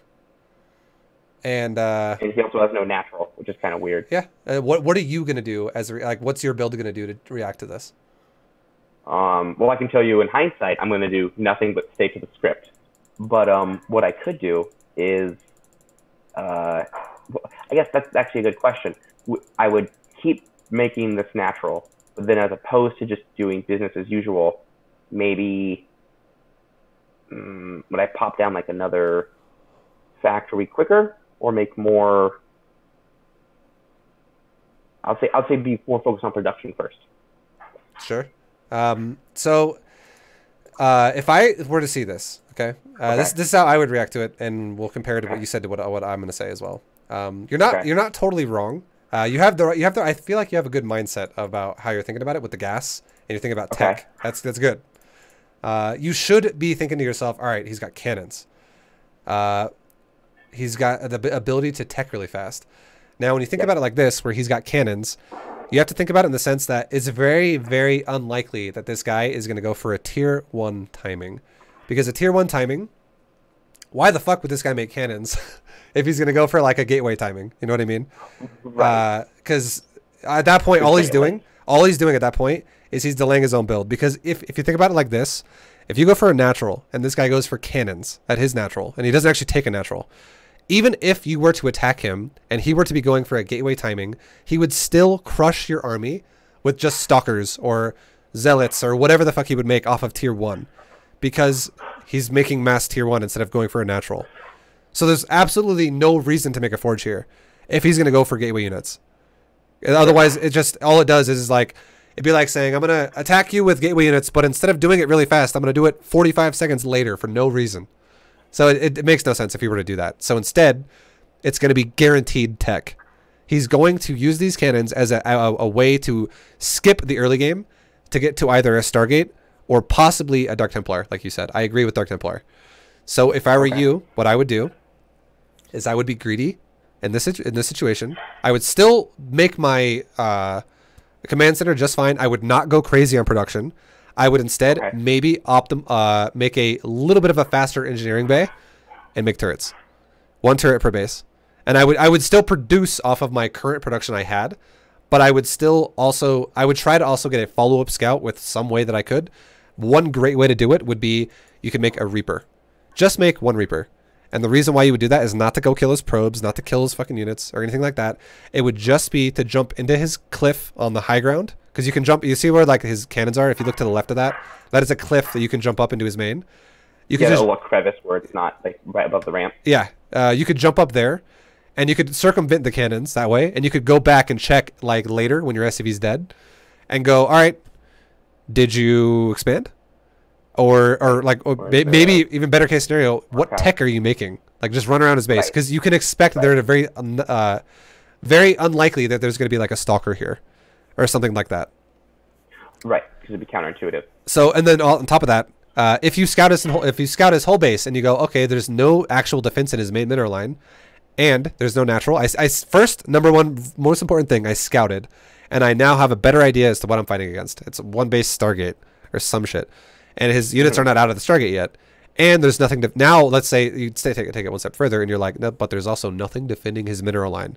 I'm gonna start poking probes, and he's gonna have to pull like 6 or 8 probes off the mineral line over and over and over. And if this guy goes for a cannon opening.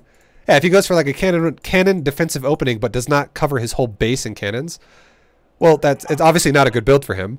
But on top of that, now you're abusing a hole in his build, and even if your Reaper does not somehow end the game, which it could, if you microed it like a god, but if you don't even end the game, you get a big lead because you make him pull off the mineral line so he loses mining time, and you might even kill like 5 or 6 probes. What's the purpose of that bomb he throws? I've always wondered that, because like I think it is just to disrupt. It does damage. It does damage, and it also stuns the unit. Because when a unit's in the air, it can't attack. It cannot fight back, and it can't build anything. So, like, if you were to hit like a drone with it, it could not literally build like a spore crawler to hide or some shit like that.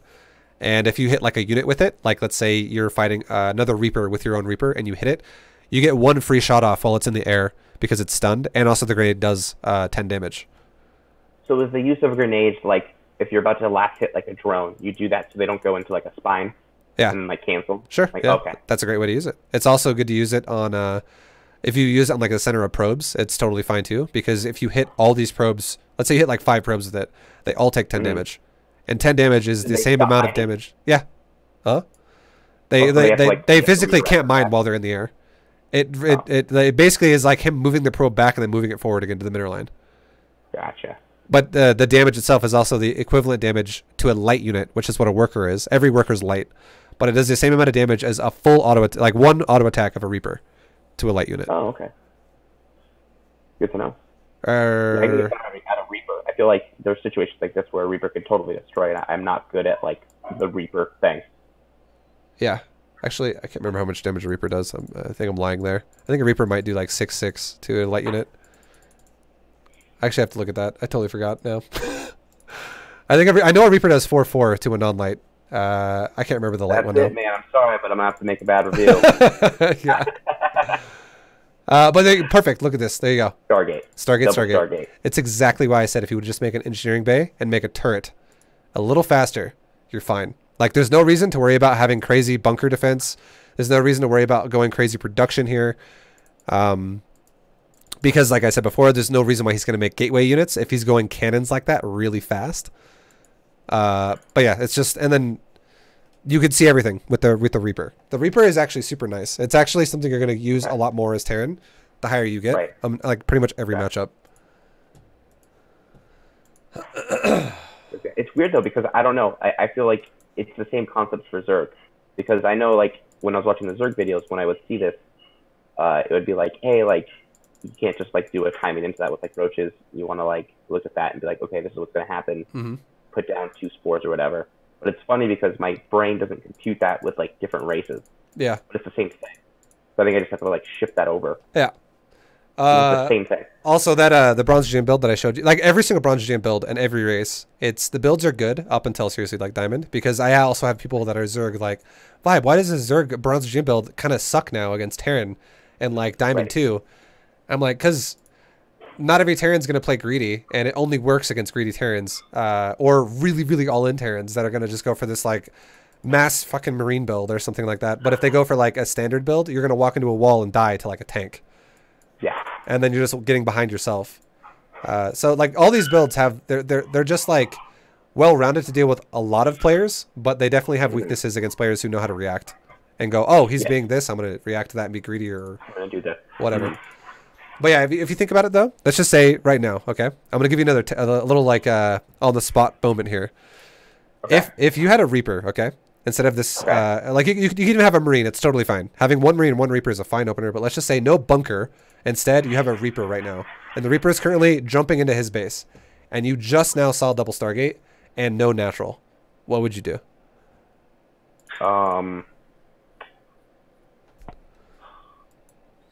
Well, I mean, I would want engineering bay, and then I would want to put turret down in each mineral line, and then expand. Sure. I think that would be my way of thinking. What would you do after making another command center? I see. Man, Cyclone? You'd start spamming Cyclones. Hey, that's what I would do. You have the right answer. Yeah. See, this is what I'm talking about. That's why I like quizzing you, because you're so unsure about shit, which is everyone is. Don't feel like it's just you. Okay. Everybody feels like this when they're low league. They hesitate on fucking everything, which is why you play slower. Fucking 1000%. This is why you play slower. It's because you're like thinking you're playing the game and you're not going, I'm gonna do this. Yep, doing it. You just fucking make it like an executive decision, and you're just doing it. Happen. Instead you go, should I? Yeah, wait, hold on. No, I don't know about that one. That sounds kind of bad. Wait, and then like before you know it, oh fuck, I'm dead. Void Rays are hitting my base. Oh god. Sure. Cyclones, I know that they're supposed to be good. I've ran into them with air before, and they always just get destroyed. Probably Cyclones are godly against Void Rays. So fucking good. Gotcha. But you have to kite them though? Yeah. With the lock on? Yep. Is that the so all you do, this is all you do. You see air units come into your base. You move towards those air units, and then the second you hear or see or both the lines that come out of the lock on, where it's like it makes that like ding noise, and then the lines that connect to the unit, the lock on, the auto attack range of a Cyclone is the lock on initiation, but the lock on range gets extended by like 5. So you move to attack, it'll make that line, and when that line's on there, you have now +5 range. Yep. On it. So then you can start running away. So you can keep the dead zone. You can if they're literally coming towards you, run away. If the second you lock on, they run away, chase them. And you have that more range to work with now, to where they have to go further away to get out of lock on. Sure. I think it's 5. I'm pretty sure. But it's fucking huge. I'm pretty sure it's 5 extra. So your Cyclone turns into like, what's up? Oh, sorry. Oh, so like against this, where it's like, okay, I'm gonna cannon off. He's even making a cannon, so like it would be absolutely no ground armor. He doesn't even have warp gate, so he can't get people out of this thing. If he's going all air, unless he starts destroying one of these. Exactly. You would like, and then you would what? Cyclone. Sorry, your mic cut out right there. I would do what? Oh, sorry. You would do turrets for mineral lines, and then just like Cyclones and maybe like Widow Mines or Vikings or something. Yeah, the idea is you need immediate turrets, because you need something that you can stage a fight with if this guy shows up with like 2 or 4 air units really fast right away. But 2 or 4 air units is not enough to just win the game if you're prepared for it.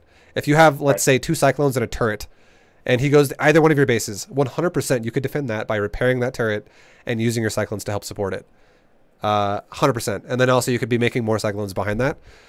And then after that first timing is defended, you now no longer have to ever worry again that he's going to outproduce you, even if you've expanded. Like, and invested into expansions. Because this guy, what he's doing is he's basically putting all of his eggs in the all-in basket. He's like, my first attack needs to basically cripple my opponent, otherwise I'm fucked. But if it doesn't, which would be what you could do by making turrets, and now you're fine. If it does not cripple you, now, even if his first attack still does some damage, you can still take damage and still be miles ahead of him. In the sense that, like, let's say he has Void Rays going to your base and he goes for a turret and you're repairing the turret, it's not dying. So now he starts focus firing your SCVs at the mineral line. And let's say he kills 10 SCVs with 4 units in the air, and then all of his units die. And then now your Cyclones are still there because he focused your SCVs down, and your turret's still alive, and now you're just replacing SCVs that just died. You're still miles ahead because he hasn't even started a natural yet, and let's say you have like a 3rd base now as well. So you're 3 base versus 1 base at that point. All the things you're saying come to fruition. I remember this game now, but in a very sloppy way. It's like the drunken brawl fight of what you just said. Okay. And then, again, once you're at that like optimal saturation of what we're talking about before, remember the 3 production rule? If you follow that rule, you will shit all over this guy's build. Because if you're doing like 3 production buildings for 1 base, like your first base goes up, and you think about it like this, okay? You're like, all right, I see, like what you said before, you're like, I'm going to go for a 3rd base, I'm going to go for Cyclones, and I'm going to get turrets, okay? This is how you kind of want to pace it. Engineering Bay is now considered a production building because you're producing costs out of it. Turrets and the building itself of the engineering bay. So that counts as a production building. Your factory counts as a production building, and your barracks counts as a production building.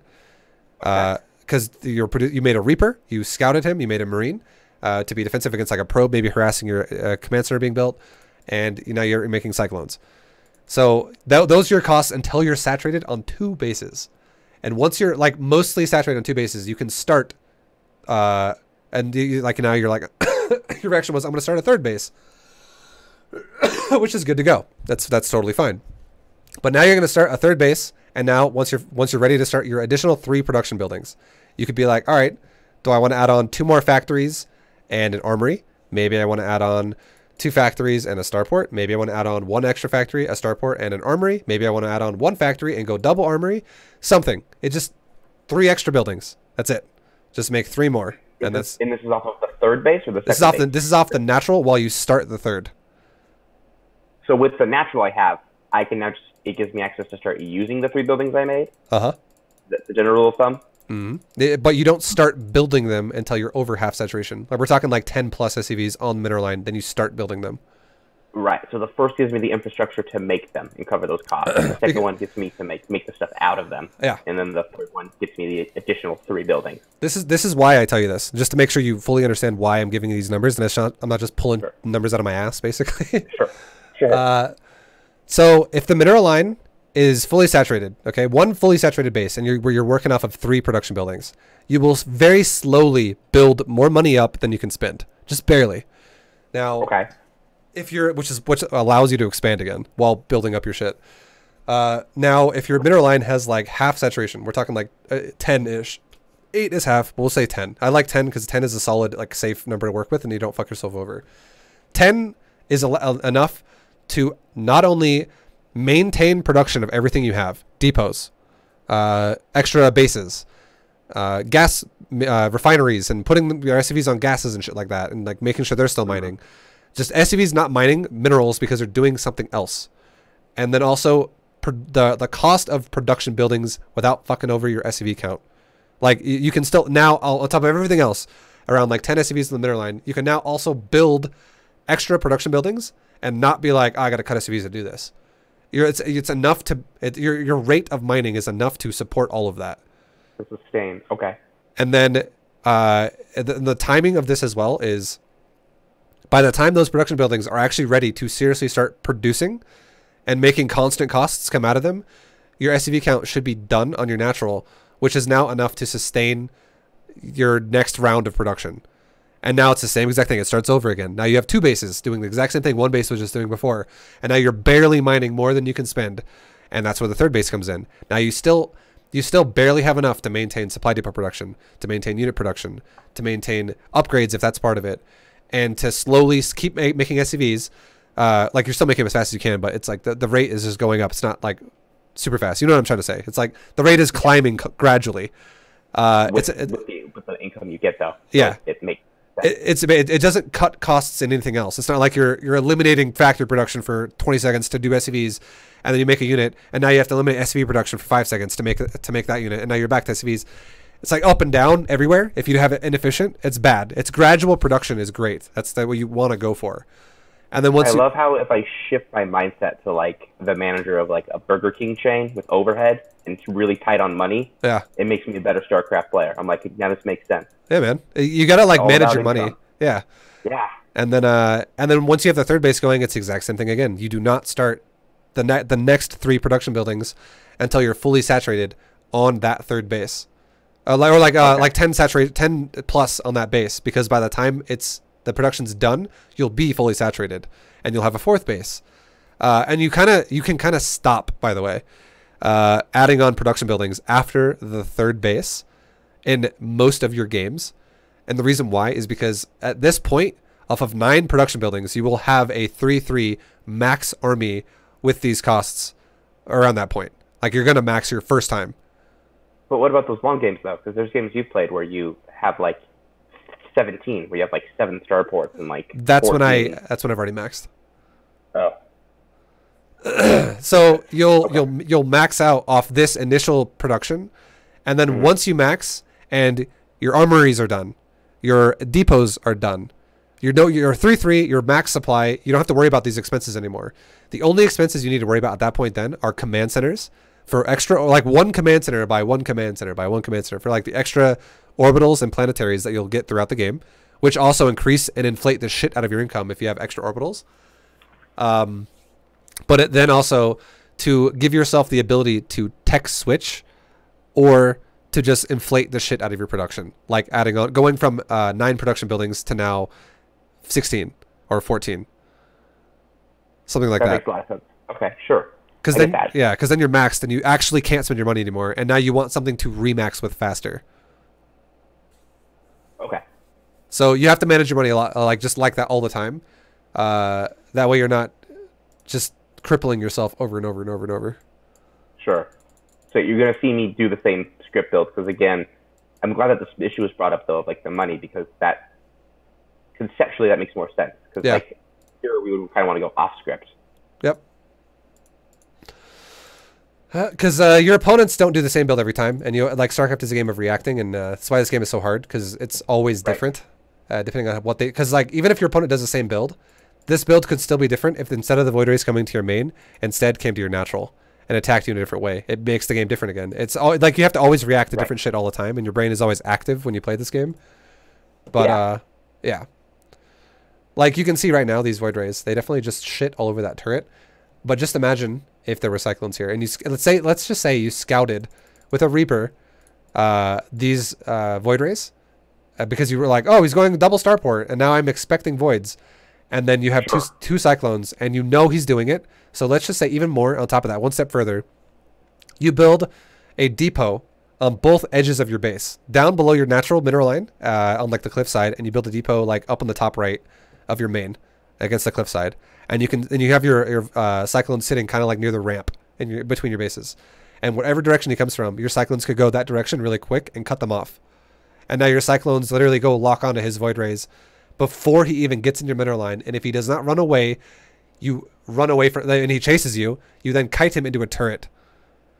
And then Void Rays just die. Kind of box it out. Yeah, and then if he runs away, you can chase him, and if you already have the missile upgrade, which you 100% should get if your plan is to go Cyclones, if it sounds like a good idea, accelerator. It doubles the damage of a Cyclone lock-on.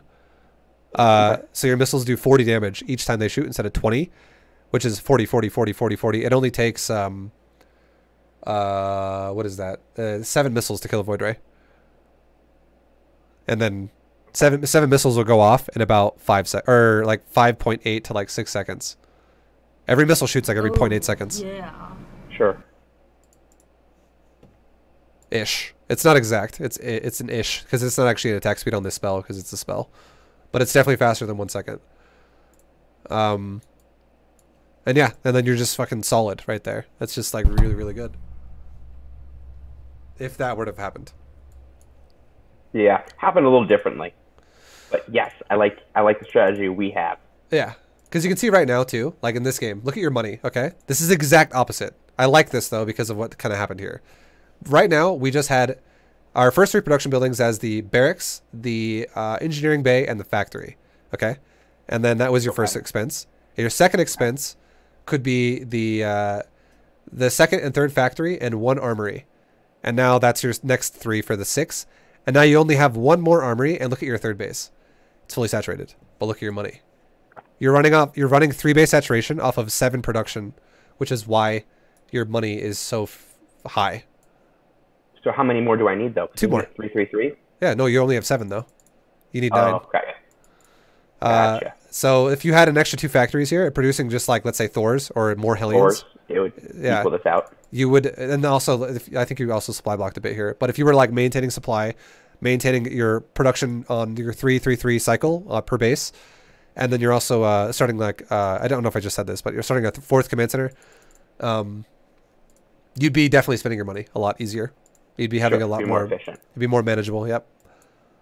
And then if you were doing that as well and you saw someone going mass voids like this, again, your options could be Thor, mass Thor with Widowmine, Thor Viking, Thor with a few Ravens.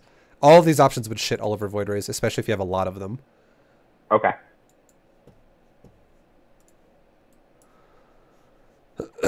But if you go Thor Hellion here, you're definitely going to lose this fight. But you are making Widowmines, which I like. I actually like that you're making Widowmines. Also, the other thing too is if you ever play against someone, okay, and they're really awkward, like they're doing awkward playstyles like this guy who goes for air. Highly recommend as soon as you get your 3rd saturated and you're starting production, like your last 3 production buildings, also start like a sensor tower, 2 of them on like both sides of your base. So one could be like at the bottom of your natural and one could be at the top of your 3rd. So it would cover all the fucking open airspace. So you're going to see him on the minimap before he surprises you with his weird shit. So that doesn't happen. Yeah, it would help you always be in the right spot. It would just make it to where like it's not going to be like, oh god, Void Rays are in my 3rd base right now and now I have to lose a lot of them or evacuate and possibly lose the command center. It just like it's now looking at your command center just died. Oh wait, oh it's dead. I was going to say there was hope for a second. Yeah, but this shouldn't be happening to you, and it's only happening because you're not taking precautions. It's like you actually had the lead in this game, but this game is like falling apart. Basically, is the best way to describe it for you. Again, it becomes a drunken brawl. Yeah, your Void Rays are crushing him though. It's fucking amazing. Like if you another thing too is here's another way to look at it. Okay, let me ask you a question before I give you an answer here of what I think you should do. Love these quizzes. Let's do it. Are you an F2 user? Select the army guy. Yes. Okay. So get out of the habit of doing that in situations like this. And here's why. So this guy, how has he been attacking you this whole game? Like what is his strategy to attack you? Void Rays off the map. Okay, perfect. And one way you could deal with this really easy would be you're already making the right units, I would say, which is Widow Mines. But imagine if you had like let's say three Widow Mines above your 3rd base. And like 3 more Widow Mines in the corner of your top right of your main, where I said you would want to build a depot. And imagine if you also had like 3 more Widow Mines near your turret in your natural below like where the depots are. Sure, you mean like placed accurately. So like if he just tried to come in, it would just immediately get destroyed. Just put them in that area. Widow Mines have 6 range or 5 range to lock onto stuff, so they could lock on relatively far. And you see the ping? Yeah, I see your ping. That like in that area, it's totally fine. Like maybe like I would say above the top gas in your 3rd base. Okay, sure. And then just have like it'd be like 9 Widow Mines just sitting there, and don't ever move them. Sure.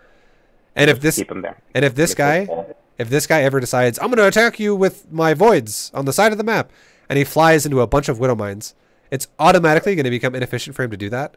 And then if this never stops happening, it would not be a bad idea to just make like 1 or 2 starports and make like 8 Vikings or something like that, and just have Vikings finish off whatever's left if he doesn't ever stop. He just runs through Void Rays and then just like, I don't give a shit, I'm still going. You could have a few Vikings that could fly and chase him and kill him wherever he goes. And then just, okay. And then you could actually have the rest of your army, like your Thors, your tank, whatever else, your more Widow Mines, have that in like group, like your just a control group, like group 3 or whatever you feel comfortable with, and have that just go kill his 3rd base, kill his 4th base, kill his 5th base, kill whatever bases he has. And if you go to his base and he has nothing defending it and no extra expansions because he's super weird and all in with these side map void rays, then you just automatically win the game. Deal. That makes sense. So yeah, you don't always have to get out of the habit of doing the select all army thing. I know some people love it, and I think it's okay to use sometimes.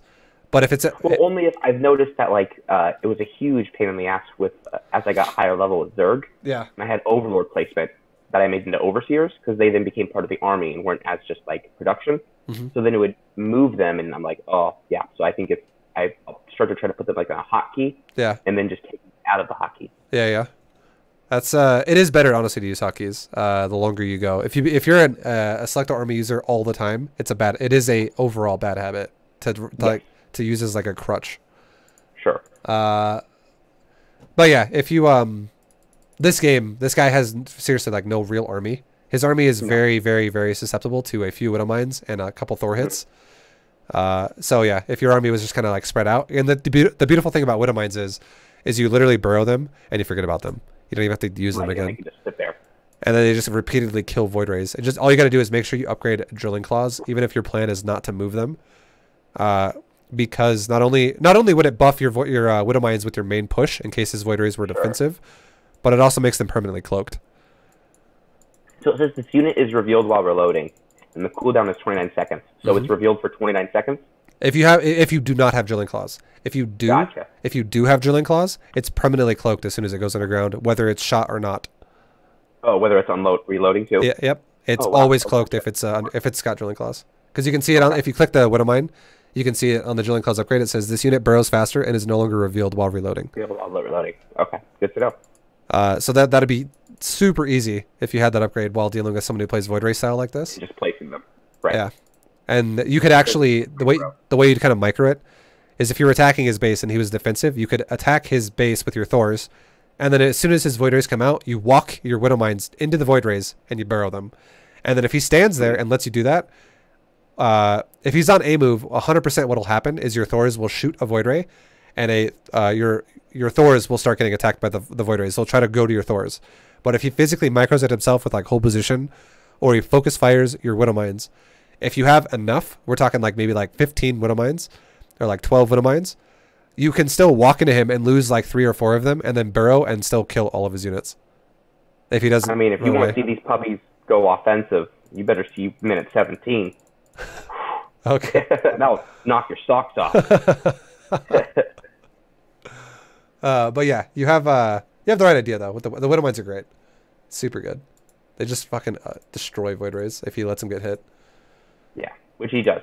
Yeah, it's just for you. It's just about control of the game and what's kind of happened so far. But what we just said is definitely going to give you a lot more control.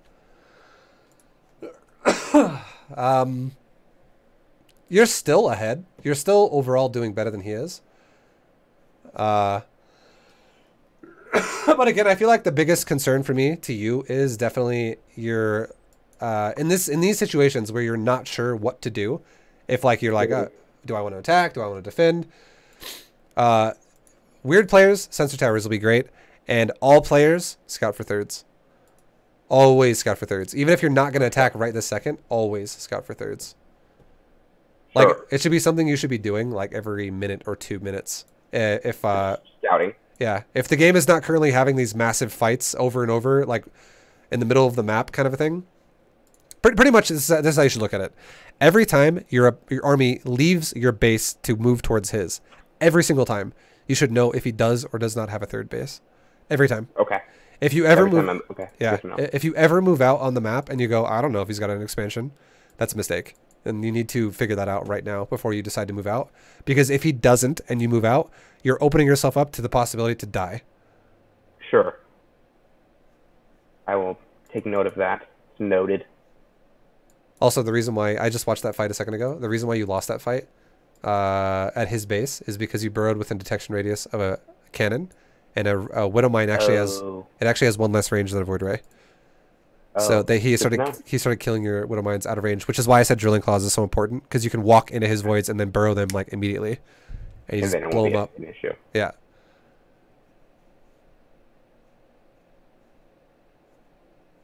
And all the voids died. Let's watch that again, just because we already got to this far.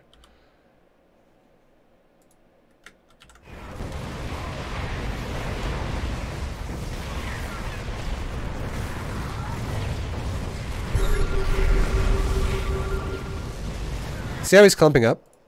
Yeah. That's this is the example I was talking about when if you had a Raven and you shredder missiled the center of all of his void rays, it would hit all of them because it splashes, and then it would make all these void rays, instead of having 1 armor, they would have -2, which instead would make your Thors that are shooting missiles, instead of doing 6 damage, they would do 8. Because right now it says they have 7 and the void rays have 1 armor, which is making them do 6 per. But they would actually be doing 8 if you had a shredder missile on him. Are they considered light armor?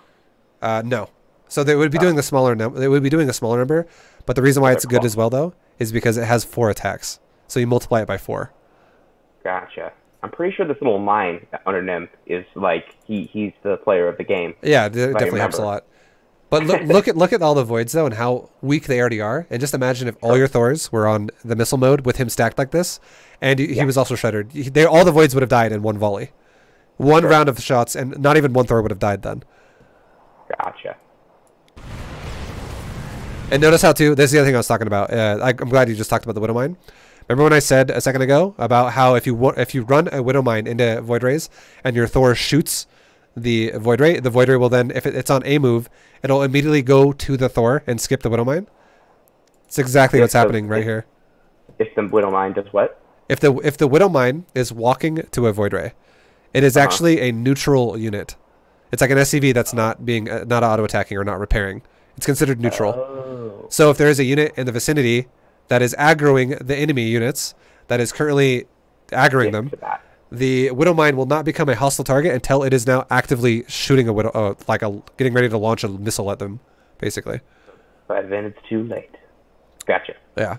So it's there's an aggro mechanic in this game, and understanding what is neutral and what's not it can be helpful, which is like Widow Mine is neutral while it's not burrowed. Right. Okay.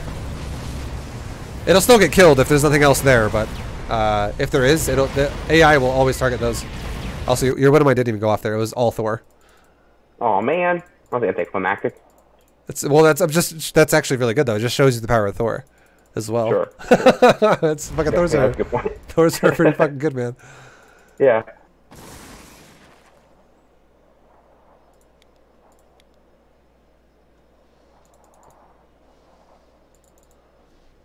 All right, and yeah. Oh, yeah. You looks like you still win this game. But yeah, definitely you could have a lot of the ways we talked about. I would highly recommend going back and watching this again. I'll upload this later, but watch it again and really let those ideas and how to react to things sink in, because things to commit to. Like I think it's totally fine if you commit to, like, let's say Cyclones if it's really fast air, and then if you're like, you know what, I like Thors, I'm going Thors again, I'm gonna commit to that. Even if he's going Immortals or some shit, that's fine. You can literally use Thors in every composition you're gonna use with mech. That's good. That's gonna Even if they go Immortal. Yep. Just add in something that's gonna be a good idea against it as well. If you're realizing you're not gonna probably win the fight, like if he's got a lot of Immortals and you're like, what's good against Immortals that will help Thors? Like we talked about earlier, you could be like, I'll go Liberator. Or Liberator. Or sure. yeah, tanks if they have like a lot of units that are weak against tanks. But if it's like an army that's not weak, if it's basically a lot of charge lots, you might want to go for like maybe Hellbat, Thor, Liberator instead. Liberator is a god basically, by the way, against Protoss ground. It's so fucking good. That's good to know.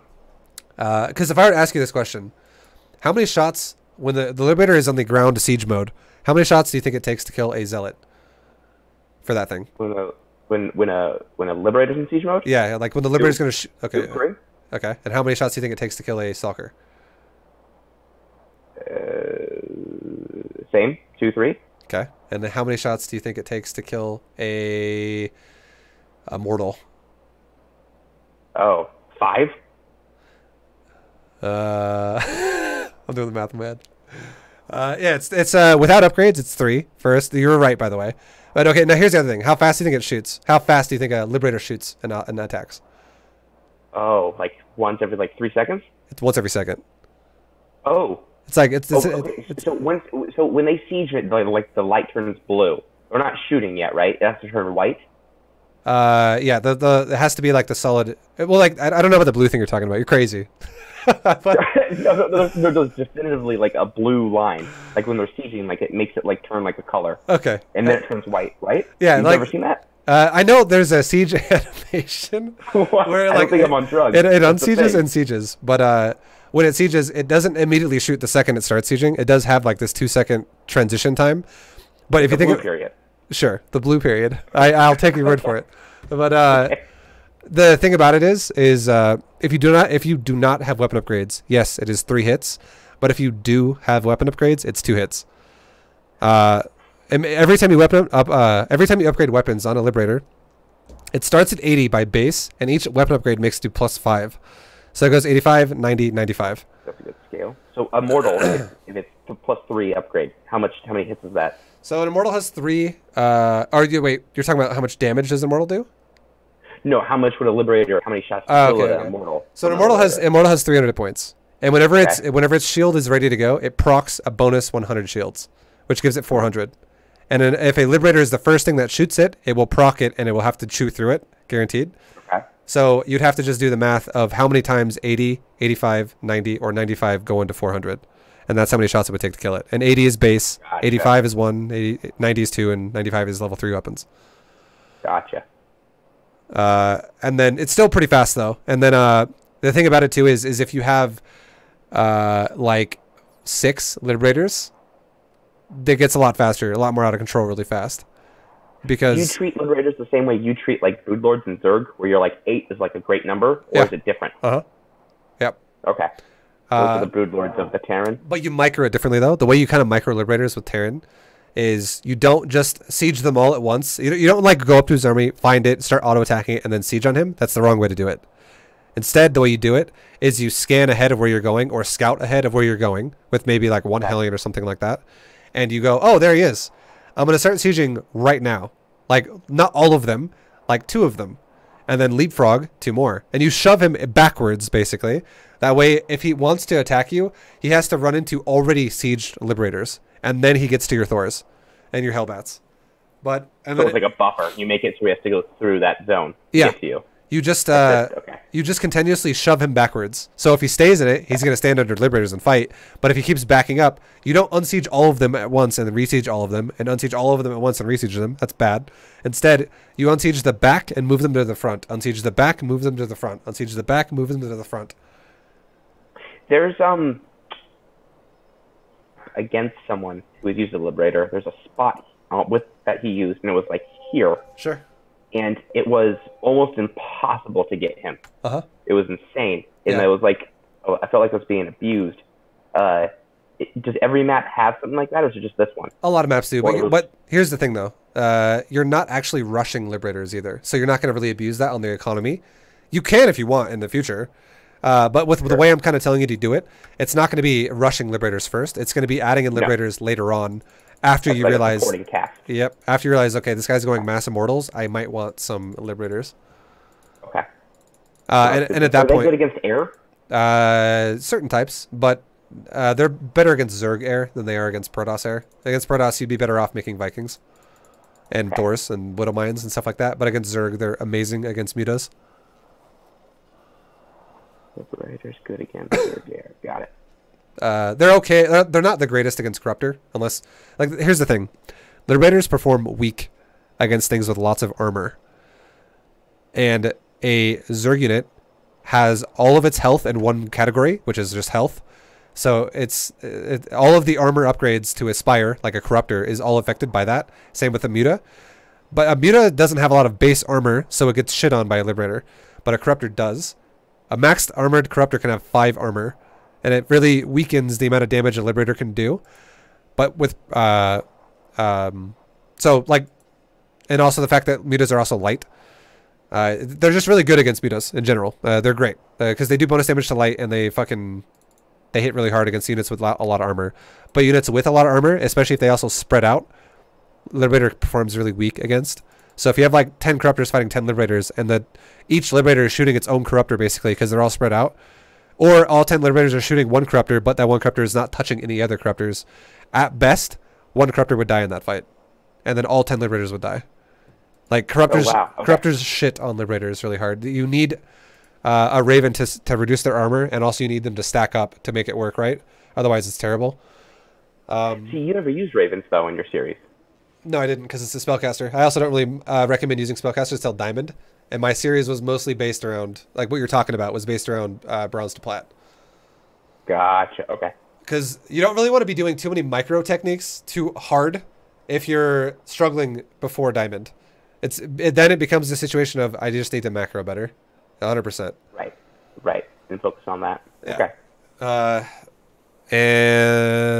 Yeah, but yeah, like I would say you can test Liberators out if you want on your own against Zerg Air, but don't ever think Liberators are a good idea against Protoss Air, because Void Rays and Tempest and Carrier, all of them will shit on Liberators. We'll just shit on a Liberator. But for ground armies, they're amazing. Yeah.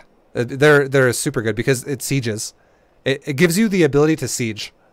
There is nothing that Protoss has on the ground that can outrange a upgraded ranged Liberator. Oh, okay. That's also a good point. You don't forget, if you get Liberators, always get that upgrade. That is a good concept in StarCraft, by the way. If you can ever have an army that is able to force your opponent to fight, because if it doesn't, they get picked apart. If you're effectively sieging them. Armies like that are the strongest in-game armies to have. So where you basically take a fight. Yeah, like if you're Terran, okay, and you have Hellion or Hellbat Thor Liberator, and your opponent has Mass Stalker Immortal, okay, his army is all mid-range. It has no siege ability, so his army has to take damage while dealing damage. That's what it has to do. Now, if you, however, have you see where he is, you scan him, whatever, you know where he is, and you start pushing him backwards with Liberator fields. And you keep doing it over and over and over. And your army is covering like your Thor Hellbat is covering the Liberators by like standing underneath the actual units themselves. But your Liberation fields are all forward in front of the Thors and the Hellbats. So you're making him make a choice to either keep getting pushed backwards and lose ground, which could mean he loses part of his base. Or he rushes. Or yeah. Or he rushes into the Liberators and dies. The amount of damage he's going to take walking into those Liberators is going to be fucking insane. Yeah, no, that's a good point. And then you're going to be killing like a third or a fourth of his army before he even really takes the fight against you. And then your army, just because of that alone, you now have this like damage buff against him. Whereas he has less damage going out into your army, which makes your army last longer, which increases the DPS of your army. Sure. Because battles in StarCraft go really fast one side or the other. Like, for instance, I'll give you a really obvious one. If I'm Terran and I go bio, and I'm against a Protoss who has a bunch of, like, he's got 10 Stalkers and 10 High Templars. And let's say I run my bio forward, and I have, like, 50 Marines. And I run into Storm, and, like 45 of my Marines die. I'm not going to kill, like, any Stalkers, or anything else, really, because I just lost all my DPS. Because I just ate the shit out of that fight, and now all of his Stalkers are also not going to die either because he eliminated all the DPS out of the opponent's army. So now it maintains DPS out of his army that just stays there. And the DPS is still there for him, but it's not there for me. But if, let's say the same situation, now I have like 2 ghosts, and I EMP all the Templar, and now they're no longer able to eliminate my DPS. And now it's the complete opposite.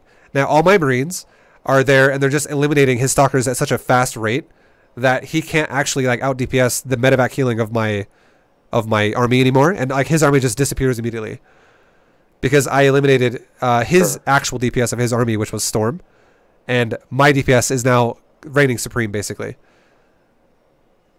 Like knowing how to protect your DPS and maintain the most of it is the key in how to win fights in StarCraft. And the thing that makes it complicated is knowing what combinations of what synergize well enough to do that against what. So that makes sense. Sometimes I feel like chess is like glorified rock, paper, scissors. It's like super fancy. Yeah, that's how it goes. It's it gets to that point sometimes, and sometimes Sure. it kind of breaks the rule of that by micro. Micro can change things, but yeah. Right. Yeah. How you can like position things, pre-spread something like that. Okay, that makes a lot of sense. Did Yeah. you say, by the way, that you would upload this or have it so like Uh-huh. I could re-listen to it? Yeah, it's gonna be on YouTube. Okay. And all my other coaching lessons I've done as well are on YouTube. So if you actually like this one and you're like, oh, there's so much I learned here, I want to listen to it again, make sure I know, like, recap everything. You could actually watch other coaching lessons I've done too, and possibly learn something there as well if you're really like hungry for more information. About, Hungry for the learning. Yeah, man. Sure. If Okay. you're really motivated to improve, listening to more stuff like that, like you can even do it while you're driving or while you're playing a game yourself. Just listen to it on the side, like a podcast, and Right. I guarantee it would help you learn shit about StarCraft at a faster rate as well. Even if it's a different race, is it still kind of cool to take in? Yeah, it teaches you Okay. the way the game works. Okay. And that makes sense. Cool. All right, man. Oh, Thank you so much. I really appreciate the time. I know that we went over, and Yeah, it's all good. again, thank you so much for the analysis. we had points that we needed to cover. Okay, that's all that matters. We had points. We had points. All right, man. Any other questions before we go? No, you covered it. I'll just digest all that again. All right, and Awesome, then thanks. I'll if you just go to my YouTube and go to the coaching section of it, it's like a big. Oh, yeah. I'm actually just gonna make a command in my chat. Okay, that's what you can do. You can just type !coaching, and it's gonna be the playlist of all my coaching lessons, and then you can just Okay. click on yours. Yours will be the newest one, and it won't be uploaded until late tonight, which it has to buffer too. So tomorrow, by tomorrow, it should be done, and it should be all like approved and everything on YouTube and all that stuff. Sure. Anyways, thank you, dude. No, Good, yeah, again, thank you. good lesson, man. Sweet. And then again, yeah, you said you do multiple races, so if I ever just need to hit you up again, or like potentially Zerg, just same deal? Yep. Awesome. Well, hey, thanks, man. I really appreciate you taking the time. Yep. Have a good day, man, and I'll see you next time. All right, later, dude. See ya.